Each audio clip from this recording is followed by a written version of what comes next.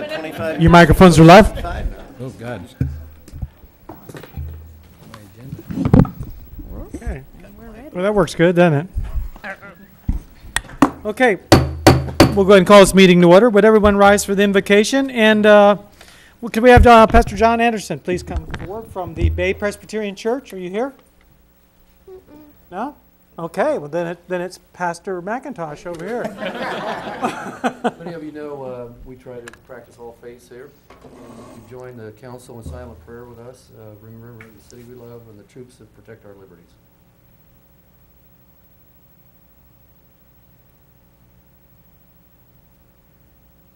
Amen. Amen. And Councilman, could you lead us in the Pledge of Allegiance? The name's Slacker. Slacker. Simmons. Yeah, and I'm Simons of the United States of America, and to the republic for which it stands, one nation, under God, indivisible, with liberty and justice for all. He wanted to call you Simon. You want to call me something else, I'm here. All right. Already I've lost whatever age I had at one time. Okay, roll call, please. Councilman McIntosh. Here. Councilwoman Martin. Here. Councilman Slechta. Here. Mayor Nelson. Here. Councilman Simmons. Here. Councilwoman Simons. Here. Councilman Lockhart. Here. So that's what all your names are. First of all, hey, I need to say something right out of the gate here. I mispronounce your names all the time, the two of you. And Peter. Councilwoman Simons and Councilman Simmons. I'm going to get it right from now on. I am bound and determined, okay? It's okay. I'm not going to tell you the phonetic trick that I'm using to get that right, but At least you're not calling me my Janet. little secret. You're not calling me Janet, and you're not calling her Martha. So. You got $1 bet. Remember that? I'll take that bet. But anyway, and lose it. Yeah, anyway. Okay, thank you very much for that. Public comment on agenda items. Anyone wishing to speak on an agenda item, please come forward. Yes, Alex Grant. I'm on the nature board, or was on the nature board, and on behalf, I guess am I the only one from the nature board here besides Steve? Okay, but I would like to thank Steve personally for chairing our group. It was a volunteer group, and we were lassoed in by Janet Martin several years ago. I can't remember how many years, at least 3, but we did that as a labor of love to the city. With money, with time, with you name it. But we wanted to make that nature place self-sufficient and hopefully as a great resource not only for the city but for Lee and Collier County especially. We're very concerned that the young people, the students, know what Florida was like back 150 years ago, and with the additional property that came with the nature place. Originally, it was the 10 acres, and then we got the land from South Florida Water Management District, and then some additional property from them, and then tie it in with the 44 acres, I think, that the county got for the 2020, plus the other major 2020 property. This is a sizable chunk of land right in the city limits. It's sort of like having your own national park inside the city. This is really, you want to keep that for future generations. So, and Steve was instrumental in helping along with Janet, and many thanks to Steve for that. Thank you very much. Anyone else this time, please come forward. My name is Al Greenwood. I own the Buffalo Chips Restaurant, Bonita Springs. I'm also president of the Bonita Springs Lions Club. I'm here to discuss your new proposal to regulate hot dog carts and vendors in the future. This is a document, I've read it, it's very nice, it's a great document, it covers all your bases, and I encourage you to vote for it. And on page 3, it says adjacent property owners can restrict the people from putting in a hot dog cart next to them. It also says it's prohibited in downtown zoning district.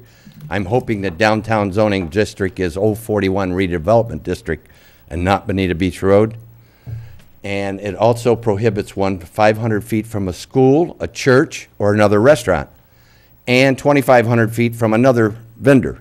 Speaking of that, on 041, we have a hot dog vendor that sets up on the corner of Pennsylvania Avenue and 041 in a church grass parking lot.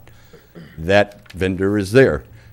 Catty corner across the street from them and across from the fire department is a beautiful hot dog cart. If people drive by it, it has bumpers, it has paving, has a picket fence, it has a porta potty, it has picnic tables with umbrellas. It's beautiful, but it's still a hot dog cart. You can take a pig and put an umbrella, a ribbon around its neck, but it's still a pig.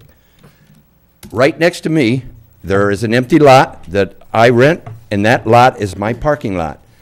A vendor set up on this parking lot, which I did not know about, and he was there for a week, and I said, well, he'll go away. Next week he was there. He's there Friday, Saturday, and Sunday, and he sells tacos in my parking lot. So I went to code enforcement and asked, Chris, can you have this guy removed? And Chris said, no, he has a use permit. And he told me the use permit. So I called John Dahmer and asked him if he has a use permit. And he said, yes. So I got kind of upset. I put a padlock on my fence and my gate. And he cut the padlock and continues to go in there. The sheriff department won't do anything because he has a use permit. Now, I have to have a Lee County occupational license. I have to have a state of Florida business license, a health inspection, an approved commissary, a safe server certification. Now, all this guy needs is a use permit. And I went to John, and he showed me the file, how this guy got a use permit. It is a handwritten application to open a taco stand on 041. It's the wrong address and the wrong strap number. And then with that document, he got a use permit in my parking lot without my permission. I'm very upset about it. I tried to put a tent up for my 30th anniversary party, and I was told by the city that I couldn't put my tent up because it's not certified and it's not fire rated. So I had to rent a tent for $500. That was fire rated. It had to be inspected. I had to have a permit, which I did all this, and the fire department inspected it. This guy has 2 tables and 2 tents that he puts up every Friday, Saturday, and Sunday. He doesn't have a permit. He didn't have to get a permit. I guess that means I better shut up, huh? Pretty soon. Okay. All right. What I'm saying is he can do whatever he wants on this property and nobody stops him. The news press just had a beautiful article about redevelopment in Fort Myers, and there's nothing in there about a hot dog cart. They don't have hot dog carts in their redevelopment area like we do. I'm asking you that if we, can we do something about this guy that's in my parking lot? I'm asking the city to talk to the city manager, to talk to John Dahmer, to possibly rescind this, because it's going to be open season. Anybody can put a hot dog cart anywhere in Bonita until this ordinance takes effect, which is going to be around June to my calculation. You can open up a hot dog cart anywhere you want, and if you only need a piece of paper that says you want to open one in a written document, you can open one. I'm saying there's something wrong with this system, and you shouldn't be able to open up the hot dog cart anywhere with just that one document. So I'm asking this council to take action to make sure that this guy's evicted from my hot dog, from my parking lot. Thank you. Thank you, Al. Next speaker, please. Hi, I'm Deborah McLean, with publisher of the Banana Peel, and I want to thank Al for so eloquently listing all the licensing he must have to serve food, and I would like the Cafe of Life to have to meet the same requirements. Thank you. Thank you very much. Anyone else this time, please come forward. Yeah. Rick Steinmeier, poor Al, he got a problem there. He had to put up a no trespassing sign. That's the quickest way, I think. Give him a warning and then call the sheriff. That's what I got to do when they're using my shower out at the beach. I can't tell them, don't use my shower. I got to say you're trespassing, and then I can call the sheriff. Otherwise, he said, well, did you tell him he's trespassing? Okay, well, 7E, Park Master Plan. What a wonderful job. Very good. Comprehensive A+. Is one of the most quality pieces of paper I've ever seen in this city. And I appreciate it, and I told her so. Now, if you'd like to follow along on 8A, section 4D5, pods. No retail, and I like to add no garage sales out of them either. And no sleeping, whether you're a contractor or just a vagabond, or no sleeping in a pod. I like to add that in there. And then 5G, no new irrigation on the right-of-ways. Now, you also want the neighboring property to maintain this right-of-way. And several places, at least on Hickory Boulevard, people have put irrigation or they put their water over onto the tree lawn to make it nice and take care of it. And about half of the people on Hickory mow their own right-of-way out there because the county is there once a month or whatever their core service is. So that's kind of, maybe they could sign a no-fault, no liability if you break my irrigation, if I put it out there on the road right away. A little flexibility on that. Section 6B 10.5, overhanging property lines. Now, I hope this is a complaint-driven. Does the owner have to cut off the neighbor's tree if it's over his line, or does the person that owns the tree got to cut it back to his property line? I'm a little vague on that. But that is a situation that happens a lot in a tree city that we have. A lot of people like the trees and the shade, and I particularly do, but they cause some problems also. Section 12DV, light projecting on the roadway. The glare, I don't know how to define any of these. Glare, annoyance, discomfort, loss of visual ability. It's a problem for me in one particular place as I come over the bridge on the Little Hickory Island. The whole area is lit up and it's so bright. And these were put up by FP&L. They've been checked out once by code enforcement. Maybe this will make a little improvement. And then 8B, 1C, 2, and 3, about the number of parking spots. And I know in my particular case, the condominium I live in, when it was built, is 1.5 spots per unit. I don't know how we could put more parking spots in on our property. So I would hope that's all grandfathered in.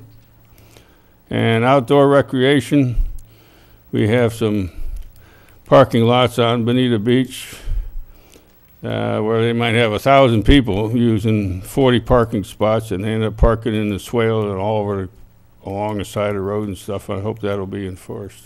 Thank you. Thank you, sir. Anyone else this time, please come forward. Good evening, Mayor Nelson, members of City Council, and City staff. For the record, my name is Bob Johns. I'm with Family Health Centers of Southwest Florida. I'm here tonight to speak with regards to agenda item 10B that City Attorney Audrey Vance is going to be bringing forward on our behalf. It is regarding a reduction of road impact fees for a building located next to the Home Depot on Bonita Beach Road that we're in process of buying and are going to bring our health clinics to and also expand our operations. First and foremost, we just want to let you know that we've been proud to be part of Bonita Springs since 1977. We started with one doctor.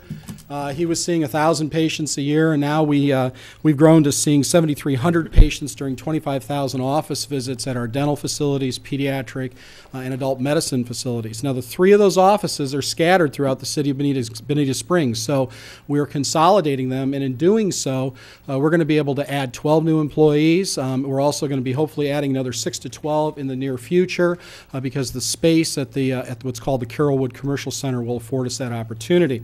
Also, I don't know, for those of you who may not know, we specialize in caring for people who are uninsured and on Medicaid. 94% of all of our patients fall into those categories, and so they're usually struggling, and struggling financially and struggling with primary care.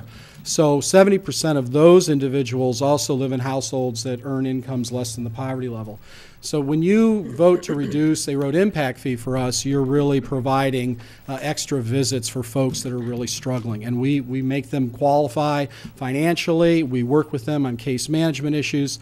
And it really is our pleasure and honor to serve the residents of Bonita Springs and of Lee County in this way. Let me also just go off script and say something that is very interesting to me. Your staff has been nothing short of spectacular in how they have responded to us.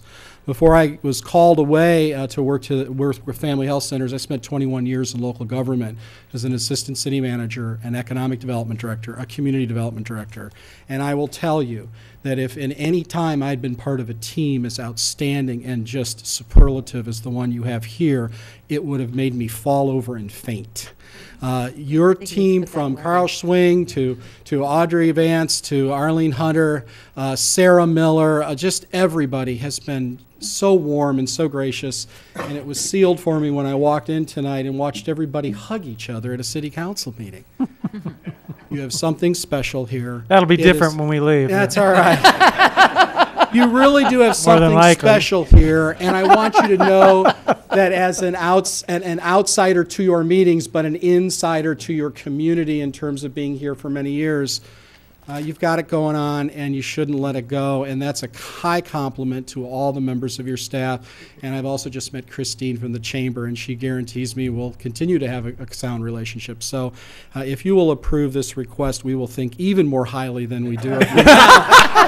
And I can't imagine it could be any better. Thank you for your time. I like this guy.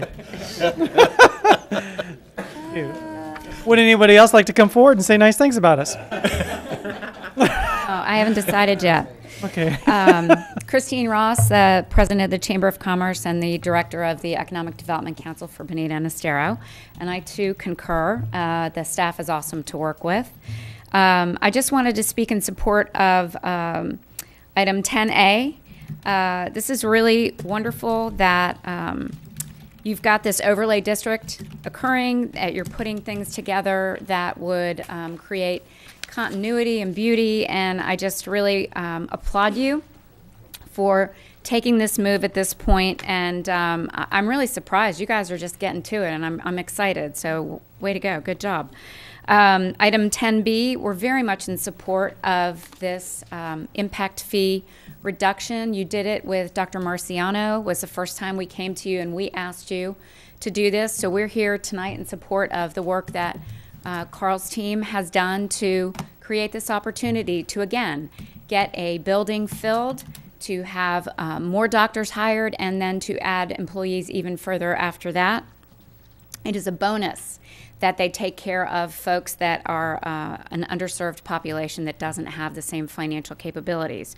And I do believe that if they can save that money at the front end, that on their bottom line, that's where their services are going to go.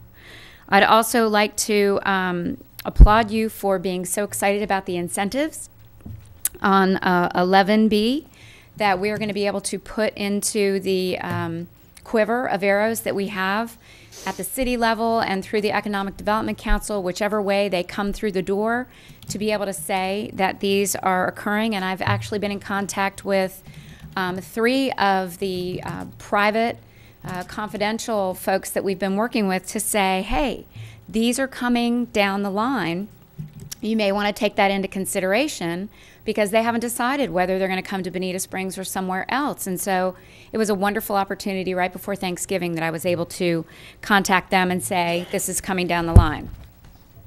The last thing I wanted to say is with a 12B, I asked you a couple of weeks ago if you would give us a little time to make sure that more people knew that there was an opening on the Regional Planning Council board. I'm happy to say that at least 2 other applicants came forward once we were able to let people know.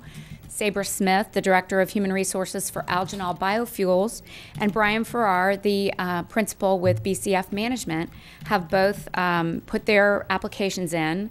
And so I'd like to ask you all to put recommendations forth for both of these candidates as well. If you don't have Mr. Farrar's yet, it is about to be delivered to you or somewhere in the middle of it all. But he assured me yesterday that he was completing it. So that gives you a larger pool for the governor to choose from.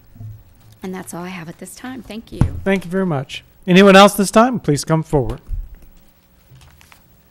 Good evening, Mayor, Council. My name is Jim Dottie. I'm with Bond, Shinnick & King Law Firm. I represent Berry Recycling.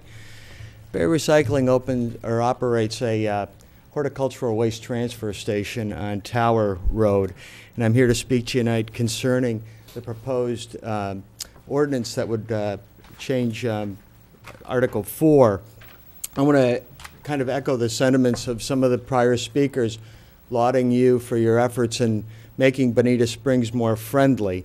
And the effort here to somehow codify practices within 4 is a positive note. But I'd ask you to keep in mind the elements of public health and safety with respect to horticultural waste transfer sites, specifically with these proposed changes to 4653 and 41381.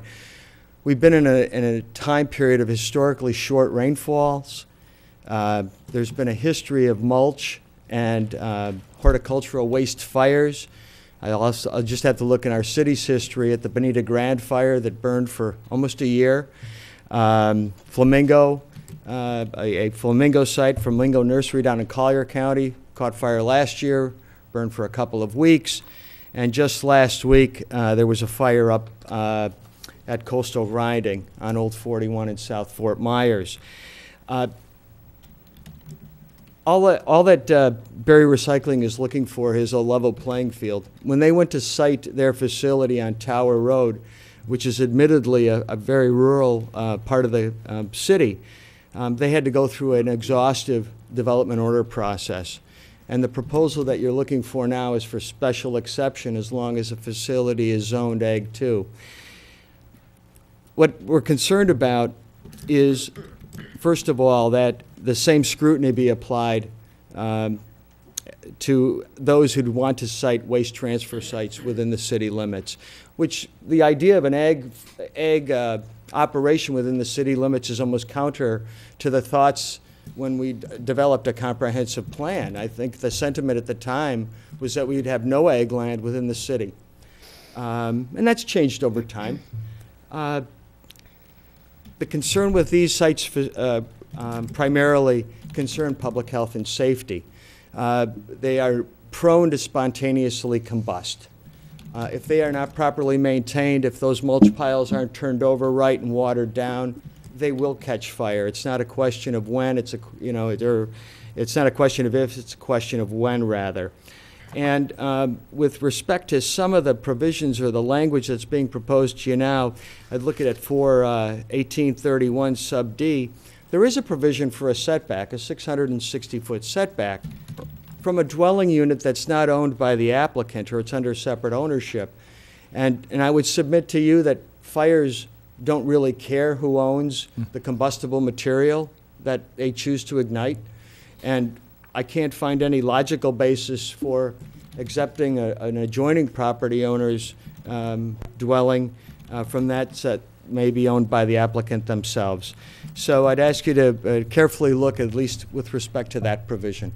Thank you. Thank you very much, Jim. Anyone else this time? Please come forward on any agenda item. Seeing none, we'll go ahead and close public comment at this time, and we'll be off to proclamations and presentations.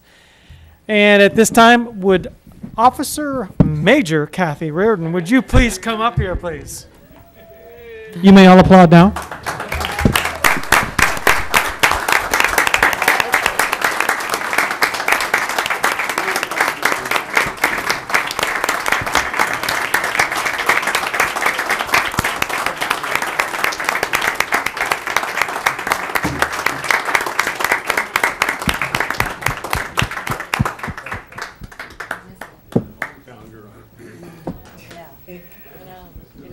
See more hugs. Yeah, let's make Hugs. it try. Are we going to stand? Or are we going to sit? No, you're not. Before I present you with this wonderful thing, suitable framing at our expense. Nice, huh? That's how much we care. Oh, my God.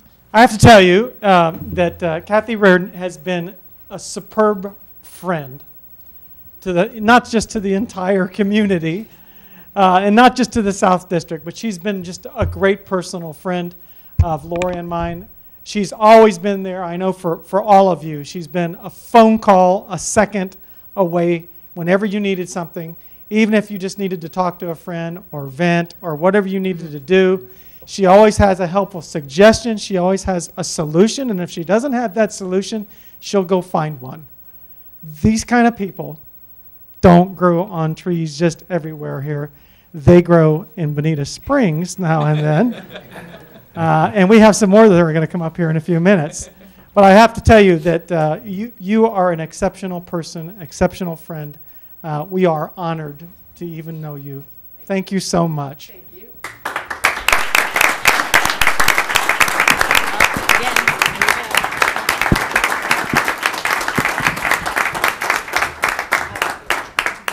We have a special certificate for you right here. This is very nice. Eh? It's quite nice. It says she says it's the first thing that has major on it that she got. Very nice.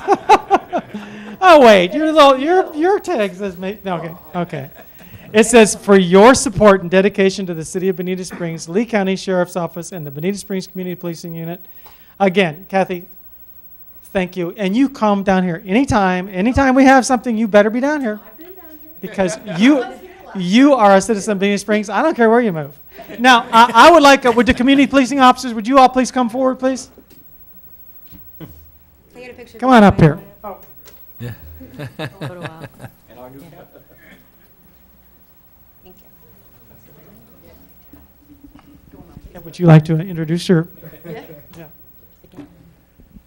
I'd like to introduce some of the new guys that we've got coming in down to Bonita. Some are coming back. Some have been here. First, we've got Sergeant Jeff Deckis. He comes to us from Kentucky, where he was an assistant police chief. So he's got a lot of experience he's going to bring with him, and he's going to be the nighttime CP sergeant. So you'll see him if you're here at night. You know, former Sergeant Brian Prespolowski was promoted to lieutenant, and he's remaining in the Bonita contract as their lieutenant, which I think he'll do a fantastic job. And Captain Shane Hinkson is taking my position down here as the district captain. He's born and raised here. We've grown up here together. He's doing a fantastic job. I was going to mention some highlights since we've been through this transition. Martha, I know will be happy. Yes. Yep. And Chad Goss, he's been a deputy down here for years, and he's going to remain down here for years. So we're glad that he's here and staying. So, yeah.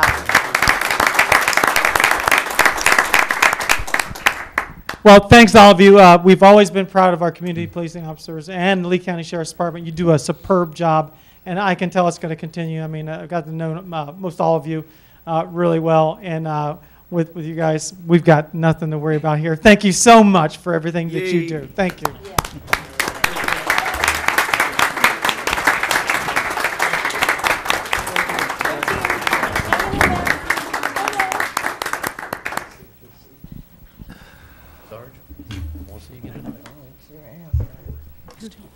Okay, Steve Shrewdneck, would you come forward, please?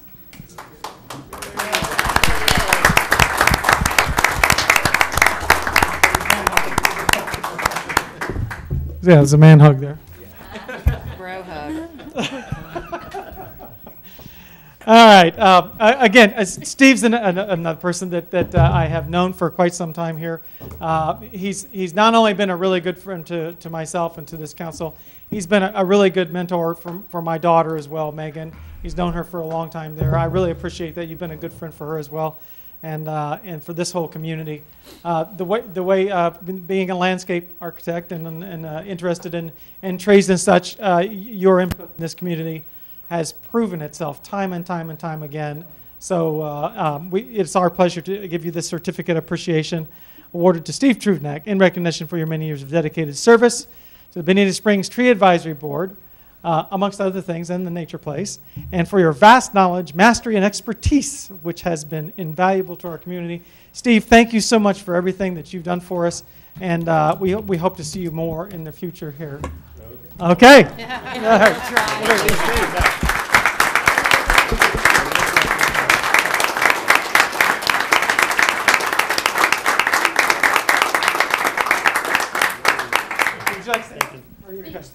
A little bit. Speech. I can do that. There are two members of the Tree Advisory Board are here also. We want to get you in a picture as well, please.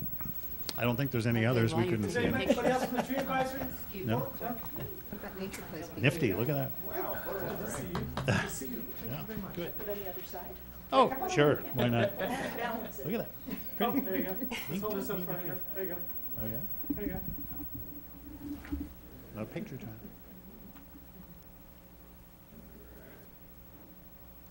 Your apple's upside down. Good, there you go. The mayor failed to mention that I'm actually moving away. I've been a resident nearby only recently in the city, but always been involved with the city. My office was in the city since 1987, and we're moving to Tennessee. My wife is already there, and I'll be retiring on the 21st of December and driving up. But the city, like you got compliments up front. This isn't considered the end, but I'll give you the similar comments. City's been fantastic. I don't know of another place that has quite the volunteerism that this place does. So it's been unique. I've been involved with a few cities in my career, but never one like this that's so friendly and outgoing and willing to take advice from its residents and support its residents almost completely. So it's been fun. Enjoy it. Good. Thanks so much for the opportunity. It's been fun for us as well. Thank you so much.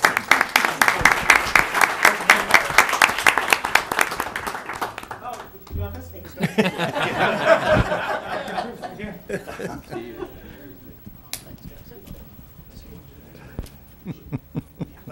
No kissing. I got one more board. Couldn't excuse absence if you wanted. Okay, that's for the presentations. We're to the council. We're to the consent agenda. Do you have anything on the consent agenda that you wish to pull at this time? Yes, go ahead, Steve. I'd like to pull, just for discussion, not for any problems. Okay. I'd like to pull the C and E, please. C and E? Yes, please. Thank you, Lisa. Anyone else like to pull anything else? Okay.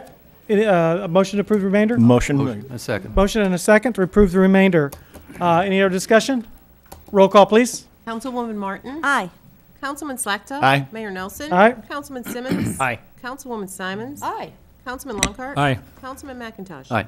Okay, Stephen, C. C&E, just a quick comment. I know this is a little out of order, but David Short, principal of Bonita Springs Elementary High School, is an amazing principal. Meets every child every day as they get off the bus to let them know that he's there for them.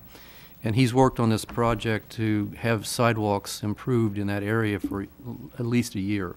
So I would appreciate, and I will appreciate this council support in getting this grant. It not only supports the school system, it supports our city. So that's the only comment I want to make.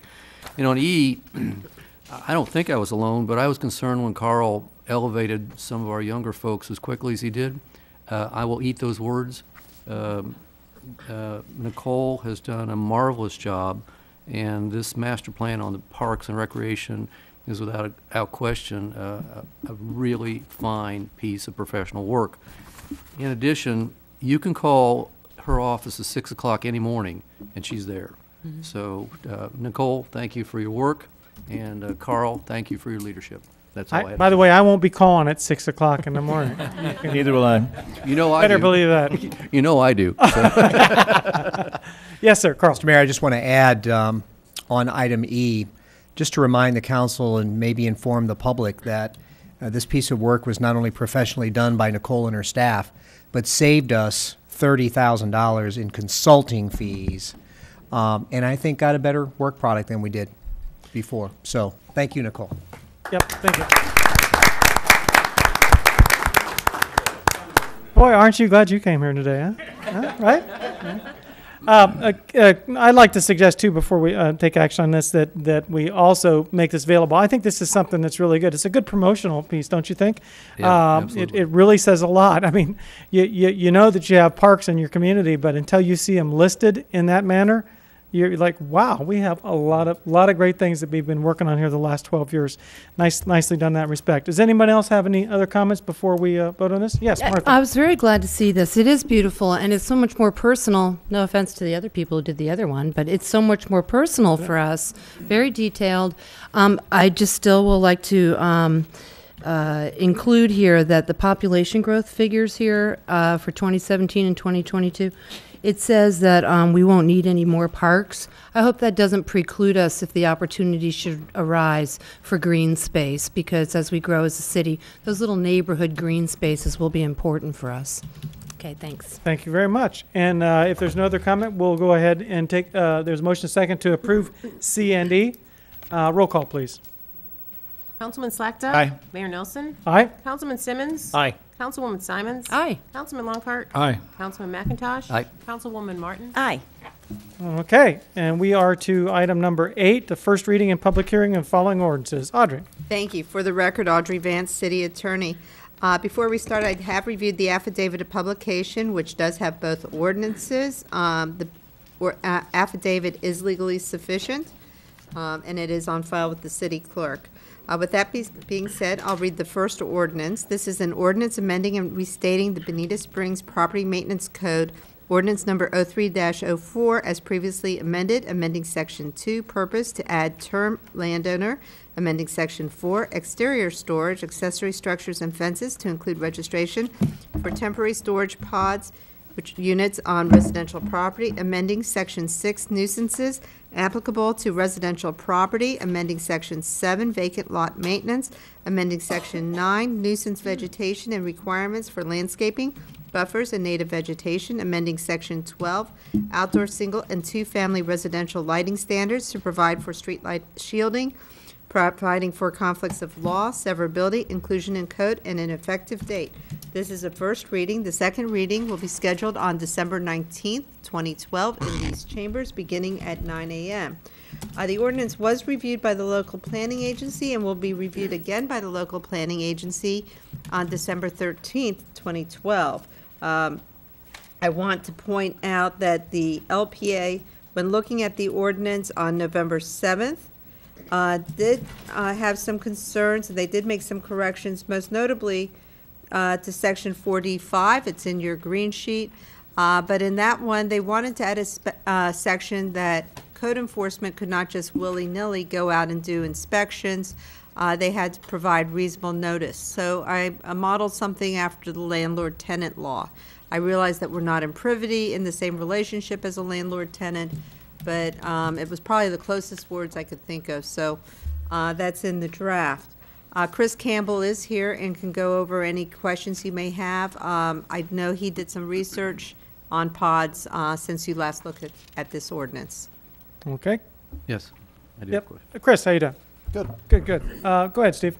The only comment I make is I think we need to make sure pods is not a trademarked word, because I think it is. It's take a look for me. That's all I'm asking. Right. Well, and I call it temporary storage units also, and I put pods in parentheses. But pods is, I think it's the name of a company. It is the name of a trademark name, so I'd be careful putting it into an ordinance.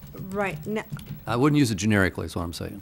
Pods. I understand, but there are times where you would say Kleenex or jet skis, and it doesn't necessarily mean there's a trademark problem. I understand. Anyway, I think just look into it for him Yes, if you would. sir. That'd be great. Thank you. Good. Yes, Chris, why don't you just kind of give us an overview here real quick, like with what you expect this to accomplish? I expect it to provide some sort of reasonable term of time that a property owner would be able to utilize a portable storage unit, but also prohibit it from becoming a permanent fixture on the property. Okay. All right. Rick mentioned something about this, and it's a continual thing. I mean, how do you handle that situation when you have somebody who's got an overhanging branch and they're complaining, cut their branch off, and they're like, no, I don't want to. When it comes to the property owner, somebody's got a tree on their property, the branch is hanging over the property. How do you sort through that? Oh, if it is invasive, then we would request the adjacent property owner to remove the invasive species. If it is native, then the offended property owner has the right to trim it straight up their property line. Straight up their property, they have the right to do so. Provided they don't kill the tree. Right, and so far as whether it's a development order or whatever it is, because a lot of times people with development orders aren't allowed to trim their property, but if it's over the property, right, they have a right to do it. Correct, yes, sir. Right, and okay, good. All right, that answer your question, sir? Good. Any questions, council, about this particular thing before we send it to second reading? Not about pods, but about lighting. Go ahead. Chris, thank you. And I think it's very reasonable what the LPA suggested. You find that workable? Yes, yes, ma'am. Great. Good. Any other questions? Is there a motion to send this to a second reading? Motion. So moved. So moved and seconded? Second. Any other discussion? Oh, well, I wanted to ask about streetlights, but Chris is here, and I thought you did. Well, no. No, I thought is that a Chris question or a John Dolmer question? John. It's probably John Dolmer. Yeah. Come on up, John. Come on up, John. Sorry. Yeah. Thank you, Chris. You can I'll stay. stand You are by. relieved, sir, for now. Stick around, though. And what is your question? Well, basically, I just would like to see us maybe be a little more specific about these shield the security lights. Those are like those Sentinel lights that people can order in their back property. Yes, ma'am. Oh, okay.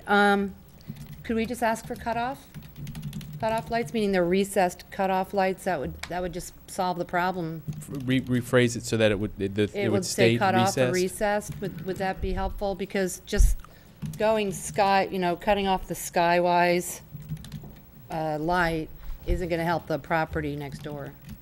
We'd be more than willing to do that. You know what they do? They spray paint them black around they've done that in my neighborhood. So I need to point out, if you look at page 13 of the ordinance, under new outdoor lighting. Yeah. So, because street lights is a separate defined creature, we already have that the cone of emitted light shall not project onto neighbors' properties. And we actually have that for existing outdoor lighting. So that's already in the code. It's only the street lights, so the security lights. One of the issues that came up was FP&L saying, well, we will not do anything unless there's an ordinance, otherwise we do what the customer requests. So we're putting it in an ordinance, so FP&L can now say they have rules. sure. So How do you shield it then if it's just not recessed? That'd just make it easier. Like if they use Cobra heads instead of those round thingies they put out. That would be up to FP&L to determine what's best in an area. I mean, it's probably mostly shielding. Well, I just would like to see that defined a little more, maybe. Oil. Spray paint. We can add language, modify language. Yeah, because usually it's a 165-degree thing, for the proper kind of downward lighting, 165 instead of 180. If the council wishes, we can modify some language to why don't address you, the- maybe it would be best to broaden the language to include some different ways to do that, because not one way is going to fit every That's different, true. The different language avenue. currently So. reads must be shielded, so it doesn't say how they're to do the shielding. Well, it says, what? Must be shielded. So the light does not go above the fixture. So that would be a 180-degree plane. Usually it's like that. Mr. Mayor, if you For shielded. Just go ahead and work on the language a little bit to be sure that Catch you later. that it takes into account Yes, sir. the keeping it off other people's properties. That we'll bring back some draft language and let you review. for the second reading. Yes, sir. Okay, good. Sweet. Any other questions? Mayor, thank you very much. Thank you very much. One Yes, question. Steve. Page 7, before everybody sits down, is this a term you use in planning? You talk about any attractive nuisance? It's actually a legal term. Is it a legal term? Yeah, Okay. attractive nuisance is, I think, What do you mean, yeah? I'll go through the history of it, so I better shut up. But yes, attractive nuisance is something Yep. that makes like a child or an Okay, adult that's interested good. I just in- wanted That was hard to not comment on that, but I did good.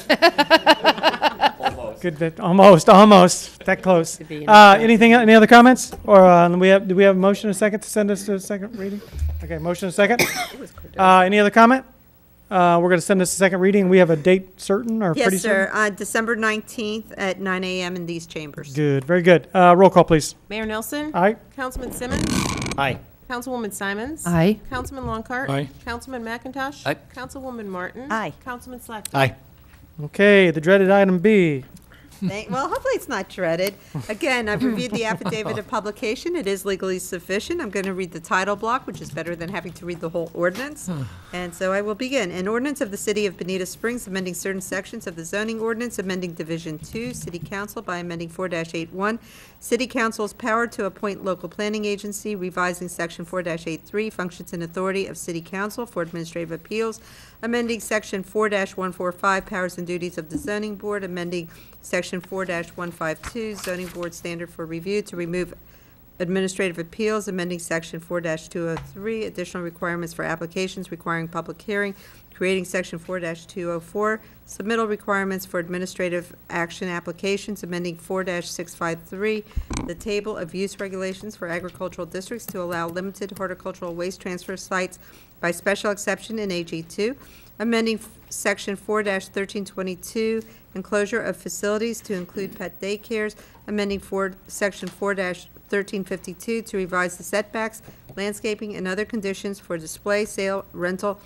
or storage facilities for motor vehicles, boats, recreational vehicles, trailers, mobile homes, or equipment, creating Section 4-1353 to establish standards for convenience food and beverage stores, automotive service stations, fast food restaurants, and car washes, creating Section 4-1773 to establish standards for home occupation with outside help, revising 4-1381 in Division 20, junk, scrap, or salvage yards, dumps, sanitary landfills to allow limited horticultural waste transfer sites by special exception in AG2 districts, amending Section 4-2018, joint use of parking lots, Section 4-2019, other use of parking lots, and Section 4-2020, required spaces, amending Section 4-2191, measurement, permitted encroachments, amending to remove reference to outdoor ranges to Section 4-2472, required approvals, and Section 4-2474, setbacks,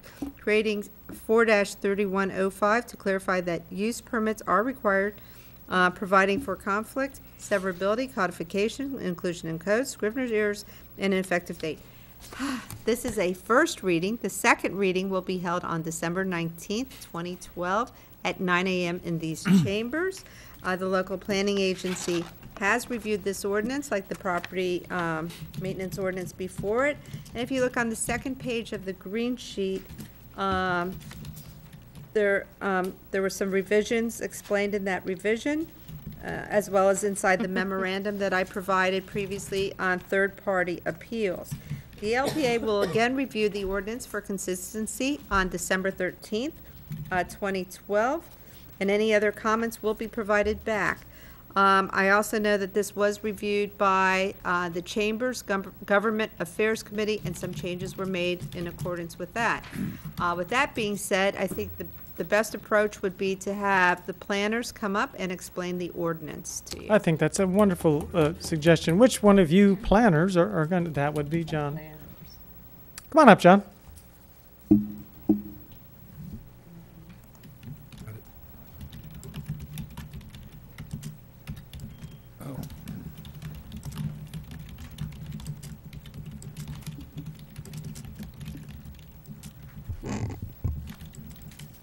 While he's looking for that, Mayor, may I ask, Mr. Greenwood came here with a very good question. It's very disturbing that private property, can't he use trespass on his own private property? We'll talk about that when it comes up, but Al doesn't actually own the property. Al rents or leases the property, so And we're that's working on mobile that food part. vendors. That's the next resolution. That's not this ordinance. Oh, I'm so sorry. Thank That's you. okay. That's Yeah. quite all right.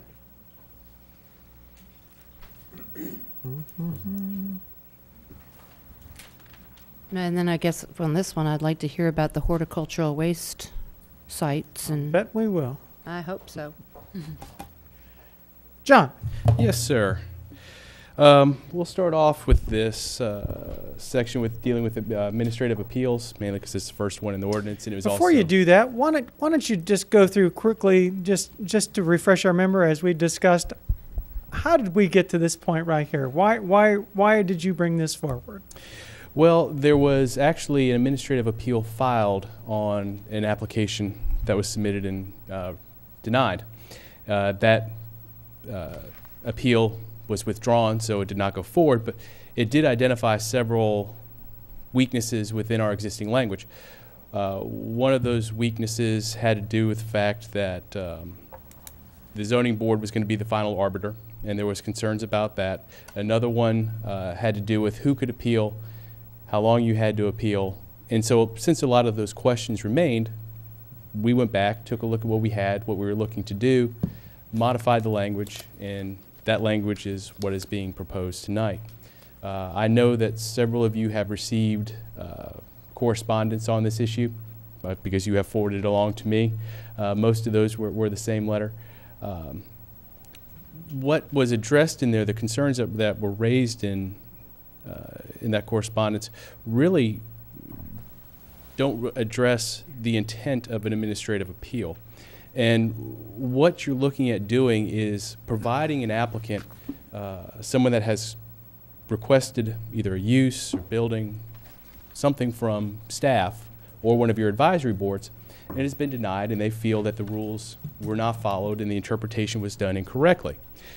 What it really does is provide you the process to exhaust your administrative remedies. And I won't go into too much of the legal aspect of this. However, most of the information I was taught in school dealt with exactly when can you appeal a decision to court.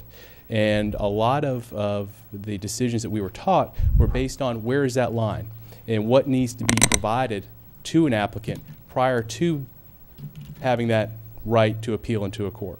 So the perspective of the correspondence, which tended to be you're trying to cut citizens out of this process, was not ever the intent, and those citizens still have the right to talk to you, they have the right to talk to me, but what makes me nervous is if you were to allow someone to appeal an administrative decision for any reason that they feel like, especially if they have no connection or would not be affected by the decision at all.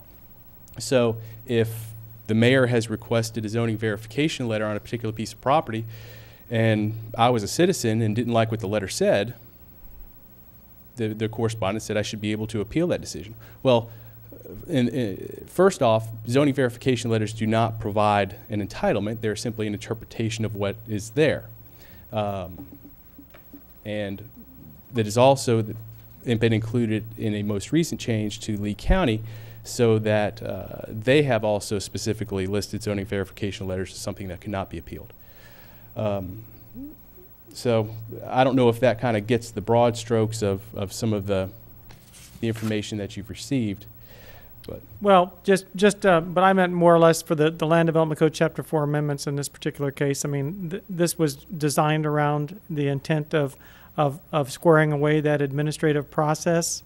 Yes, sir. And what I was often asked is, how do all these other things end up in there? Maybe if I could try answering it a little different. Sure. And that was, city councils had many variations before we went forward and amended the code in 2011. But when we amended the code in 2011, we were taking Lee County's process, which had a hearing examiner, and the hearing examiner was the final decision maker. It didn't go to the elected board. It always ended there. And we were trying to take that language and convert it to zoning board and do the conversions. And it did not. One, we took out some of the hearing examiner processes, and that had the administrative appeal section in it. So when that was removed, we took out some of the code provisions that we needed to add back into the code. But two, we had to work it around with what council wanted, and council, being savvy and wanting to be economic development oriented, wanted to be the ones to make the decision. At least you told me that at your meeting when you talked about it. and you wanted to be the ones to have it in the code so that you made the final decision because you felt it was responsible. You wanted it to be an expedited process by missing zoning board, and that's fine.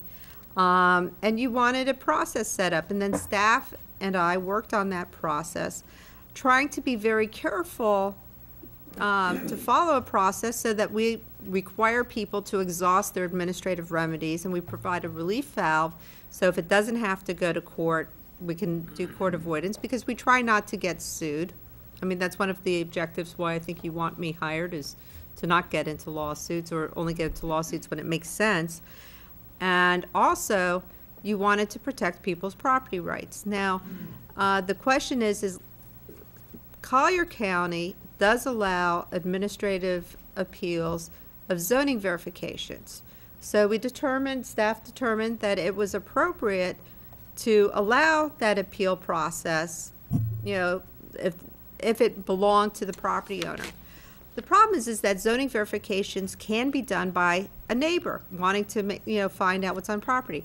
You don't want to allow that neighbor to appeal and maybe get council's consensus that this is the answer, and now staff is locked into that answer, and now people, their property rights are now taken away, and they might not have notice of it. They might not be a party to it. They might not be considered. I'll use an example. I live very close to Hogue Channel. So maybe I have an issue as to the person at the end of the street who wrote the letter as to his dock.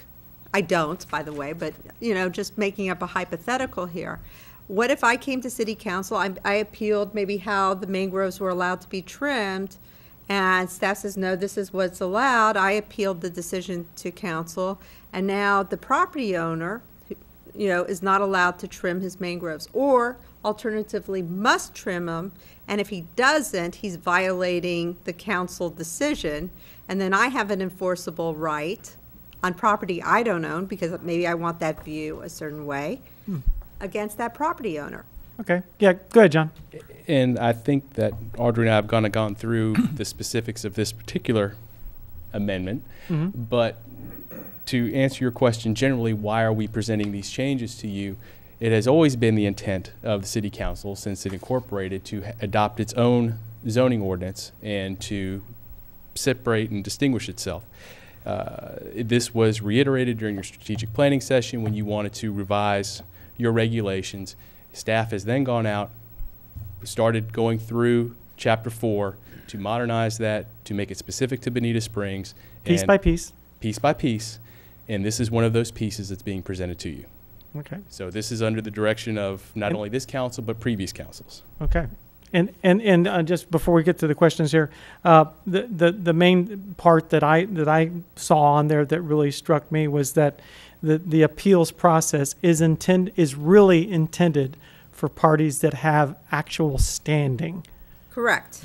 That is really the intent of that appeals process. There are a number of other remedies, numerous remedies for the entire public and the entire world to go through if they don't like something, right? Correct. Suing us, doing all kinds of things, lobbying us, coming to meetings, doing these other things. But that appeals process was set up particularly for those people who have direct standing. Is that correct? That is correct. Okay. Questions? Well, for 7 years, at the bottom of my agenda, I have had thus. And it's been on TV, too. Every council meeting that's announced. If a person decides to appeal a decision made by the council in any matter considered at this meeting hearing, such person may need to ensure that a verbatim record of the proceeding is to be made to include the testimony and evidence upon which any such appeal is to be based. And that is a state statute. I've turned to the city clerk instead of the city planner here, because that's an actual state statute. It's part of the public records law, saying, hey, person, if you think you can appeal, now it doesn't address standing, it doesn't address any of the procedural, but it's up to you to create the record. Don't expect me, being the city, to create the record, to have the court reporter here. Now, there are times where we have a court reporter here, and it's an expense, and that's a decision council made because we had situations where council reversed something on their own, and I didn't have a record, so. And the Yeah, distinction is yeah, also but that There are several phrases in here that would, is a decision may be made in any matter considered at this meeting or hearing, that, yes, that's right, that person is responsible for testimony and evidence, which they could get a copy of a DVD and then go and get it transcribed, upon which any such appeal is to be based. It doesn't say that you can't make an appeal. You know what I mean? the distinction is that the appeals that are addressed on the agenda are for those decisions made by council. The appeals that we're describing in these proposed changes are for decisions either made by staff or by one of your advisory boards. Right. So when you make it administrative, then you take the ability for people to appeal. No, ma'am. You do not. No, ma'am. No, all we are doing, the purpose of the administrative appeals is to set up an administrative remedy, so we're able, one, to require people to exhaust their administrative remedies before they go to court, and that saves us money. We like that, because if you can solve it instead of letting it go to court, that makes people happier, it stops the clock faster, so it makes things easier. And two, by doing so, you are creating, a process to protect, you're creating a process to protect the city. By allowing people to appeal willy-nilly land use rights that do not belong to them, now, then you're creating a situation where you, as council, will be possibly taking property or creating a situation that could lead to an inverse condemnation. I have a case on my desk, and I'll be happy if you'd like to look at it, called Pachetta. It's on the other coast. It's an interesting case read. It's very long. John's read it also. And it's about a $60 million issue where people politically wanted change and got the change. Now, it wasn't through an appeal process. They effectively did it through other political means. But one of the cities, Ponce Inlet, is now looking at a very high damages claim as a result of people coming to council. You don't want to do something where council says, or where people might have the ability to say, council, you have no right to go back and talk about that property because you already decided something for me, and yet that person didn't own that property. Right. And so I'm just saying that maybe we want to include new language at the end of all of our announcements. This does not include zoning cases. No, that's not necessary. Understand that a citizen, a third party, still has their day in court if they have legal standing, if they have a right to that day in court. And that's through whether or not a decision you make is consistent with the comprehensive plan. So if John makes a decision on a development order, or you make a zoning decision, and somebody feels it is inconsistent, there are attorneys that are very adept and great at handling these to take it into court right of way. And that will stop a developer on its tracks. There might be cost associated with it, but there are processes available to that third party. We're just saying that taking it as an administrative appeal and then shifting the burden to the city to have those damages is inappropriate. Sure. Well, I understand that, but people are writing to us I've seen not that. understanding that, and that when we announce, any decision made, it might be helpful in a continuing civic education process to maybe put an additional line. Well, and I think better still, I think to that point, I think you're right. I think that having something that says if a citizen does not like this particular case, and explain the remedies available to a citizen in particular, Sure. I think that would be very useful to them, because there are remedies out there for the public in general. If I don't like something that happens 2 miles away, there's a remedy. If there's something that happens in Lee County, I have a remedy as a citizen that I can avail myself of. But this particular issue here has got to do with this relationship between somebody who makes an application and has a problem with what John says. And that's particularly it. And in particular, the neighbor or the surrounding neighborhood directly involved that has standing, that is directly and arguably adversely affected. and by a court would be seen as having standing, they would have maybe perhaps a right to appeal as well. So that's what you're trying to set up here, is it not? Yes, sir. It's not so much a limitation of any citizen's ability to petition the government. It's more defining what the administrative appeals intent is for and how it's to be used. Okay. And for now, counsel, why don't we go ahead and proceed with the rest of it, and then we'll get back to the questions then, okay? Go ahead, you just play through. This is your existing language, and I've had to kind of break it up into several different slides because we wouldn't be able to read any of it had it all gone on one. And as you can see, here it's looking at the zoning board as the appellate agency. This gets into some of the language that we're discussing now, and even though it's being struck through, similar or identical language is being replaced as far as I'm sorry, there's a way to just shortly say this, and it is that the zoning board will no longer be the Board of Appeals. That's correct. Who will be? That will be you, sir, the city council. Ta-da, there, carry on. Thanks for not reading that. Sorry. This is your new proposed language. And as you can see, city council, you are the designated board for appeals. And this language addresses which decisions can go to you as part of an administrative appeal.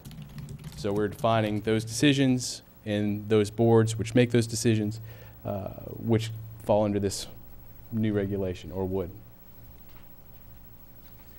This goes into additional language applying who can file.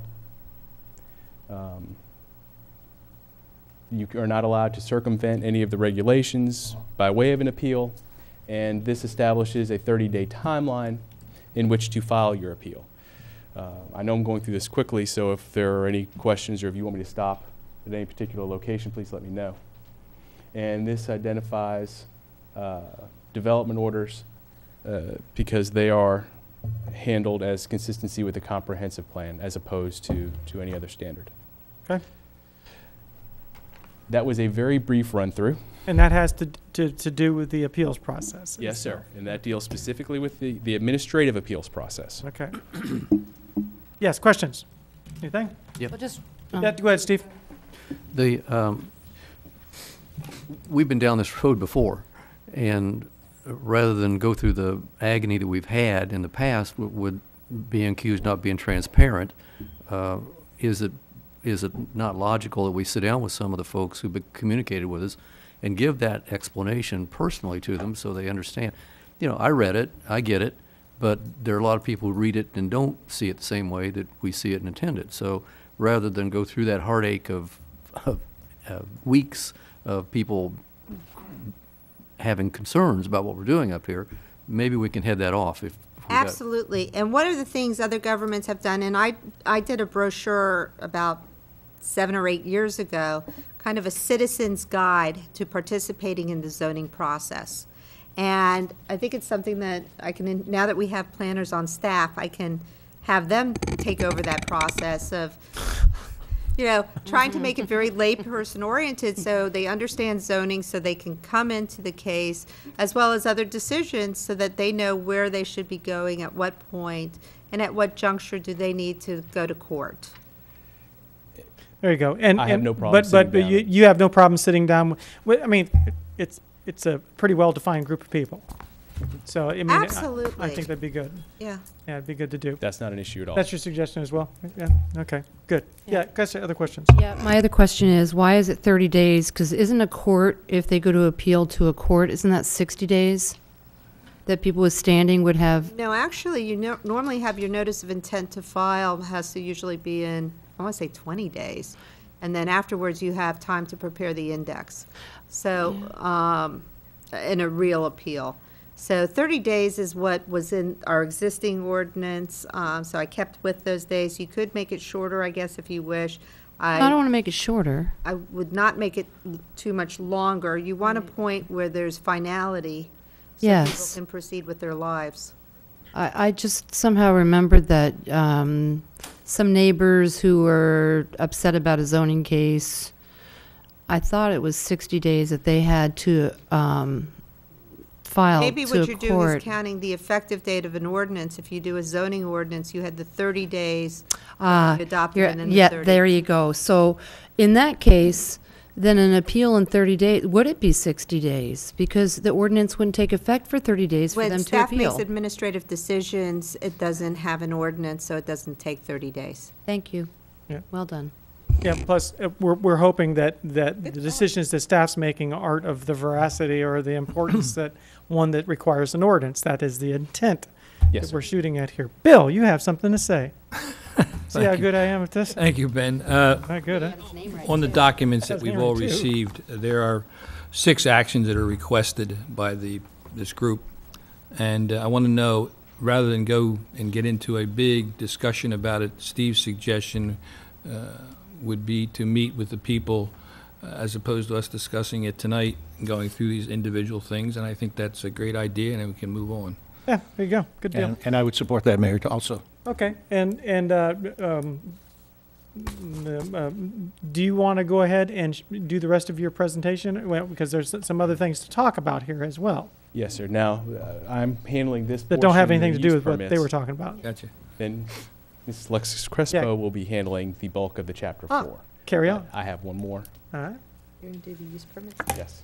This is the very last section that's being proposed to change. And it's on page 44 of your document if you want to follow along. And under your current regulations, there's always been kind of a point of contention as to how to enforce use permits, what weight they carry, who can look for them, and what can you do with a business that doesn't have them. This also kind of falls under those same goals of why is this being presented. This is one of the weaknesses that we've identified in the existing language. And to address that, we have put some weight into the existence of a use permit. Code enforcement has expressed frustration, I know since we have been here, and I know beforehand, as to how to treat businesses that do not have use permits or what to do in order to make them legal if it's not there. So this is the language that we have proposed, which simply requires you to have it and be able to verify that one exists. And may I just add? Council, this is something you saw about a couple months ago. We took the green sheet to you and explained there was a catch-22. We have language very similar, almost identical in the building code, but the problem is sometimes when somebody opens a business, they don't need a building permit, so it doesn't trigger the building code language to require the use permit, and now all of a sudden, we have a business open that, we didn't know about, we didn't get a use permit and now we will have language that has that use permit in there. Yeah, So you have a that's the business sole- that opens that has a certificate of occupancy and he thinks he can open his business, right? Silly us. Yeah, silly us, yeah, You know. okay. So this Got actually it. puts it in so that we have language in there, just to make it very abundantly clear to the last remaining folks. Good, thank you. Are there any questions on this particular item, or? You guys ready to move on to the next part? Is that going to require, are use permits required for people who, say, have an internet business or something like that at their house, or? Home occupation license would apply Yeah. for a home-based business. And, okay, or, they're a construction guy, and they have a truck, and they go to work from their home to the job site. Yes. Is that a home office? If somebody's doing, what we've done is if there is a person that provides services from their home and their home is not in the city of Bonita Springs, as long as they are properly licensed, we don't require additional licensing. Okay, good. So you're not going to require, like, all the trades guys in town to go out and get a use permit for parking their truck at their house? Any type of contractor that's doing work according to the building code has got to be registered with our office so that they show that they are licensed and have proper insurance and workman's comp. However, we do not require Use permits. Yes, ma'am. Thank you. That's correct. Very Okay. good. Good. Why don't we go ahead and move on to the next part? All right.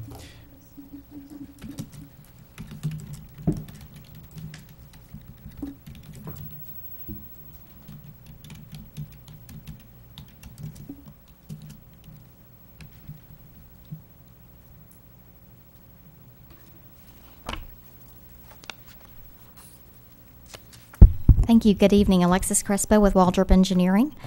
I too have prepared a PowerPoint presentation outlining the text that's proposed for change, but for respect for your time, I'll just touch on the highlights of each of these. And the first section we'll be looking at is 4-653, which is that agricultural use table for the zoning district, which was referenced by Mr. Dowdy, as well as in the letter received. The sole change to the agricultural use table is to reference section 4-1831 under essential service facilities groups 2, which historically staff has been interpreting horticultural waste transfer sites as a group 2 essential service facility site. A couple of items of note on this, and it's interlinked with 1831, which is addressed later in the presentation, but these types of sites are not allowed to burn, chip, shred any of the horticultural waste. It's simply composting of those types of items on the site. So that should address some of those issues. Additionally, as you'll recall from other special exceptions that have come before you this year, it does require the special exception approval, which is conditioned by staff and ultimately by City Council. And there is a DO process required, or in some cases an LDO process required, which does require review by your fire department. So a lot of those issues are addressed through the existing process that you already have. By adding in this supplementary regulation section into the table, it certainly just formalizes the existing process you have in place. I would like to note that on page 23 of the ordinance, it references that shredding and composting of vegetative matter would be allowed by special exception in Ag 2. That is a typo, a carryover from an original draft that was presented, and the final draft that comes before you later this month will remove that. So there will not be any horticultural waste transfer sites that would allow burning, shredding, or chipping by special exception in Ag 2 in the finalized ordinance. Let me make sure you're using the ordinance in the errata sheet, because we had some changes just this week, so I apologize. So the page 23 that she's referencing is the one that's in the errata sheet, not the existing. So the middle aisle one that has the underlined SE, which means you could get by special exception, that's going to be removed. And once it's removed, then there's just a blank. It just means you're not allowed an AG2 to get a special exception for that. You still can get it in AG1, which is a more intense agricultural area, but not for AG2. Again, I want to try to get back to the point I was trying to get to the beginning of this. The reason that we are going through a lot of this is because of the demand to leave agricultural within our city. Before, we were outlawing the agricultural in our city, and the reason we're kind of having this conversation is because we're going to leave that in there. And so it was, what uses are you going to allow in agricultural? So that's why we're going through that, right, John? All right. So okay, good. Just a little broader picture. Yes, thank you. Yeah, go ahead. The next section I'll touch on is 4-1322, which is under your division for animals, clinics, and facilities. And in this section, we've addressed pet daycares, which is an emerging business. It's becoming more and more popular. As your code currently allows, it's very restrictive, and most clinics and kenneling facilities do require almost a CPD zoning. It's very hard to meet the existing requirements. So we looked at incorporating some lesser requirements for pet daycare centers to allow them to come into the city with certain restrictions, certainly a minimum lot size of 1 acre, having them appropriately set back from residential uses, and also limiting the hours. So this would ensure that animals wouldn't be running around outside late at night, early in the morning, to prevent any nuisance from surrounding properties. And this was done in the vein of economic development based on that growing need and businesses interested in coming into the city with that use. You have a question? Yeah, well, I just have a concern because barking dogs 100 feet from somebody's house. You know, if you have a kennel, that's a lot of noise. So we're just saying that this can be an Ag 1, Ag 2? Explain to us if this is by right or this is by special exception, or you haven't gotten to that part yet. We have not fully reviewed the zoning districts in which these are permitted. It's typically your commercial zoning districts where it is allowed currently. Sure. And so it's very difficult to find a 5-acre commercial zoning district in which you can have a facility where you can have a dog run, or the dogs can be outside. So is this one of the uses that's allowed in ag? Let me refer to that table. But, well, let me just say that 100 feet, I mean, my property's 225 feet across. If I had somebody next door to me with a kennel, 100 feet, no, that's not good. That would be very disturbing in our neighborhood. We already have roosters, okay. I don't think they have permits I either. guarantee you they're not allowed in residential neighborhoods, but. Well, I have ag property. But I'm sorry, if you want to go ahead and carry on with that and have somebody else It's look for that, existing that would only be good. special exception in 1321. or Special 1351. exception? Special exception, yes, sir. Okay. Okay. Thank you. Go ahead, carry on. Not when I put daycare there. The next section is Section 4, 1352, dealing with your display, sale, rental of boats, vehicles, recreational vehicles. This is one of the sections we work closely with the Chamber and did receive their comments, and were able to incorporate those into the errata sheet. And there are a couple of additional changes that I'll mention. For these types of uses, we did examine the setbacks in your existing LDC as well as the landscaping requirements, basically in looking at protecting the public realm from these more intensive commercial type uses. What we're proposing is a more stringent street setback for auto dealerships and open storage of vehicles. These are less stringent than Lee County's newly adopted code for this type of use, but is slightly more more stringent than what you currently have today. So we're looking at reaching a happy medium with the Chamber to allow those new uses that come in to meet greater setbacks. And to be clear, one of the comments they raised was a protection of existing uses and not having them to come up to par with these newly proposed codes, and your non-conforming uses in your code will protect your existing car dealerships from having to upgrade due to this addition to your land development code. And these would be minimum setbacks for properties that have this use by right, or minimum setbacks when you're considering a zoning case that you can, in a zoning case, we could make them more in particular cases. Correct. If someone were to do a plan development, they could seek deviations and alternatives. They could seek deviations, or we could make them do more if we want to. Correct. Okay. All right. Good. Sorry. And then under that section, we also looked at slightly increased landscape buffers, an increased right-of-way buffer. We did remove the requirement for a undulating berm along the rights-of-way. It would require additional space from the property owner and additional expense, and we felt with the additional proposed vegetation that was unnecessary based on the Chamber's feedback. We're also proposing alternative planning standards as currently set forth in your Chapter 3. There are really minimal setbacks for commercial uses when they're adjacent to multifamily and other commercial uses, so we felt with these specific uses it would be appropriate to have specific landscaping standards in place. Yes. Yes. Yeah, one of the clever things that I saw Lee County do with parking car lots, if you look at old car lots that were zoned, 25 years ago, there's a lot of light glare that comes off of them. And what it seems that they've been doing is having great landscaping around it, right underneath the lights and right up front. We're right where the lights are, so when the lights are shining down, it's kind of filtered through there. I don't know how you can write that, but not only is it more attractive, but all the lights bouncing off the car windshields or the boats or the RVs or whatever they're selling isn't bouncing off, because even though you have a photometric plan, right, that, the light that originally comes out of the light, when it bounces off that car is when it's getting glare into people's driver's eyes and that kind of thing at night. Is there a way to say that, or is that already said somewhere in our code?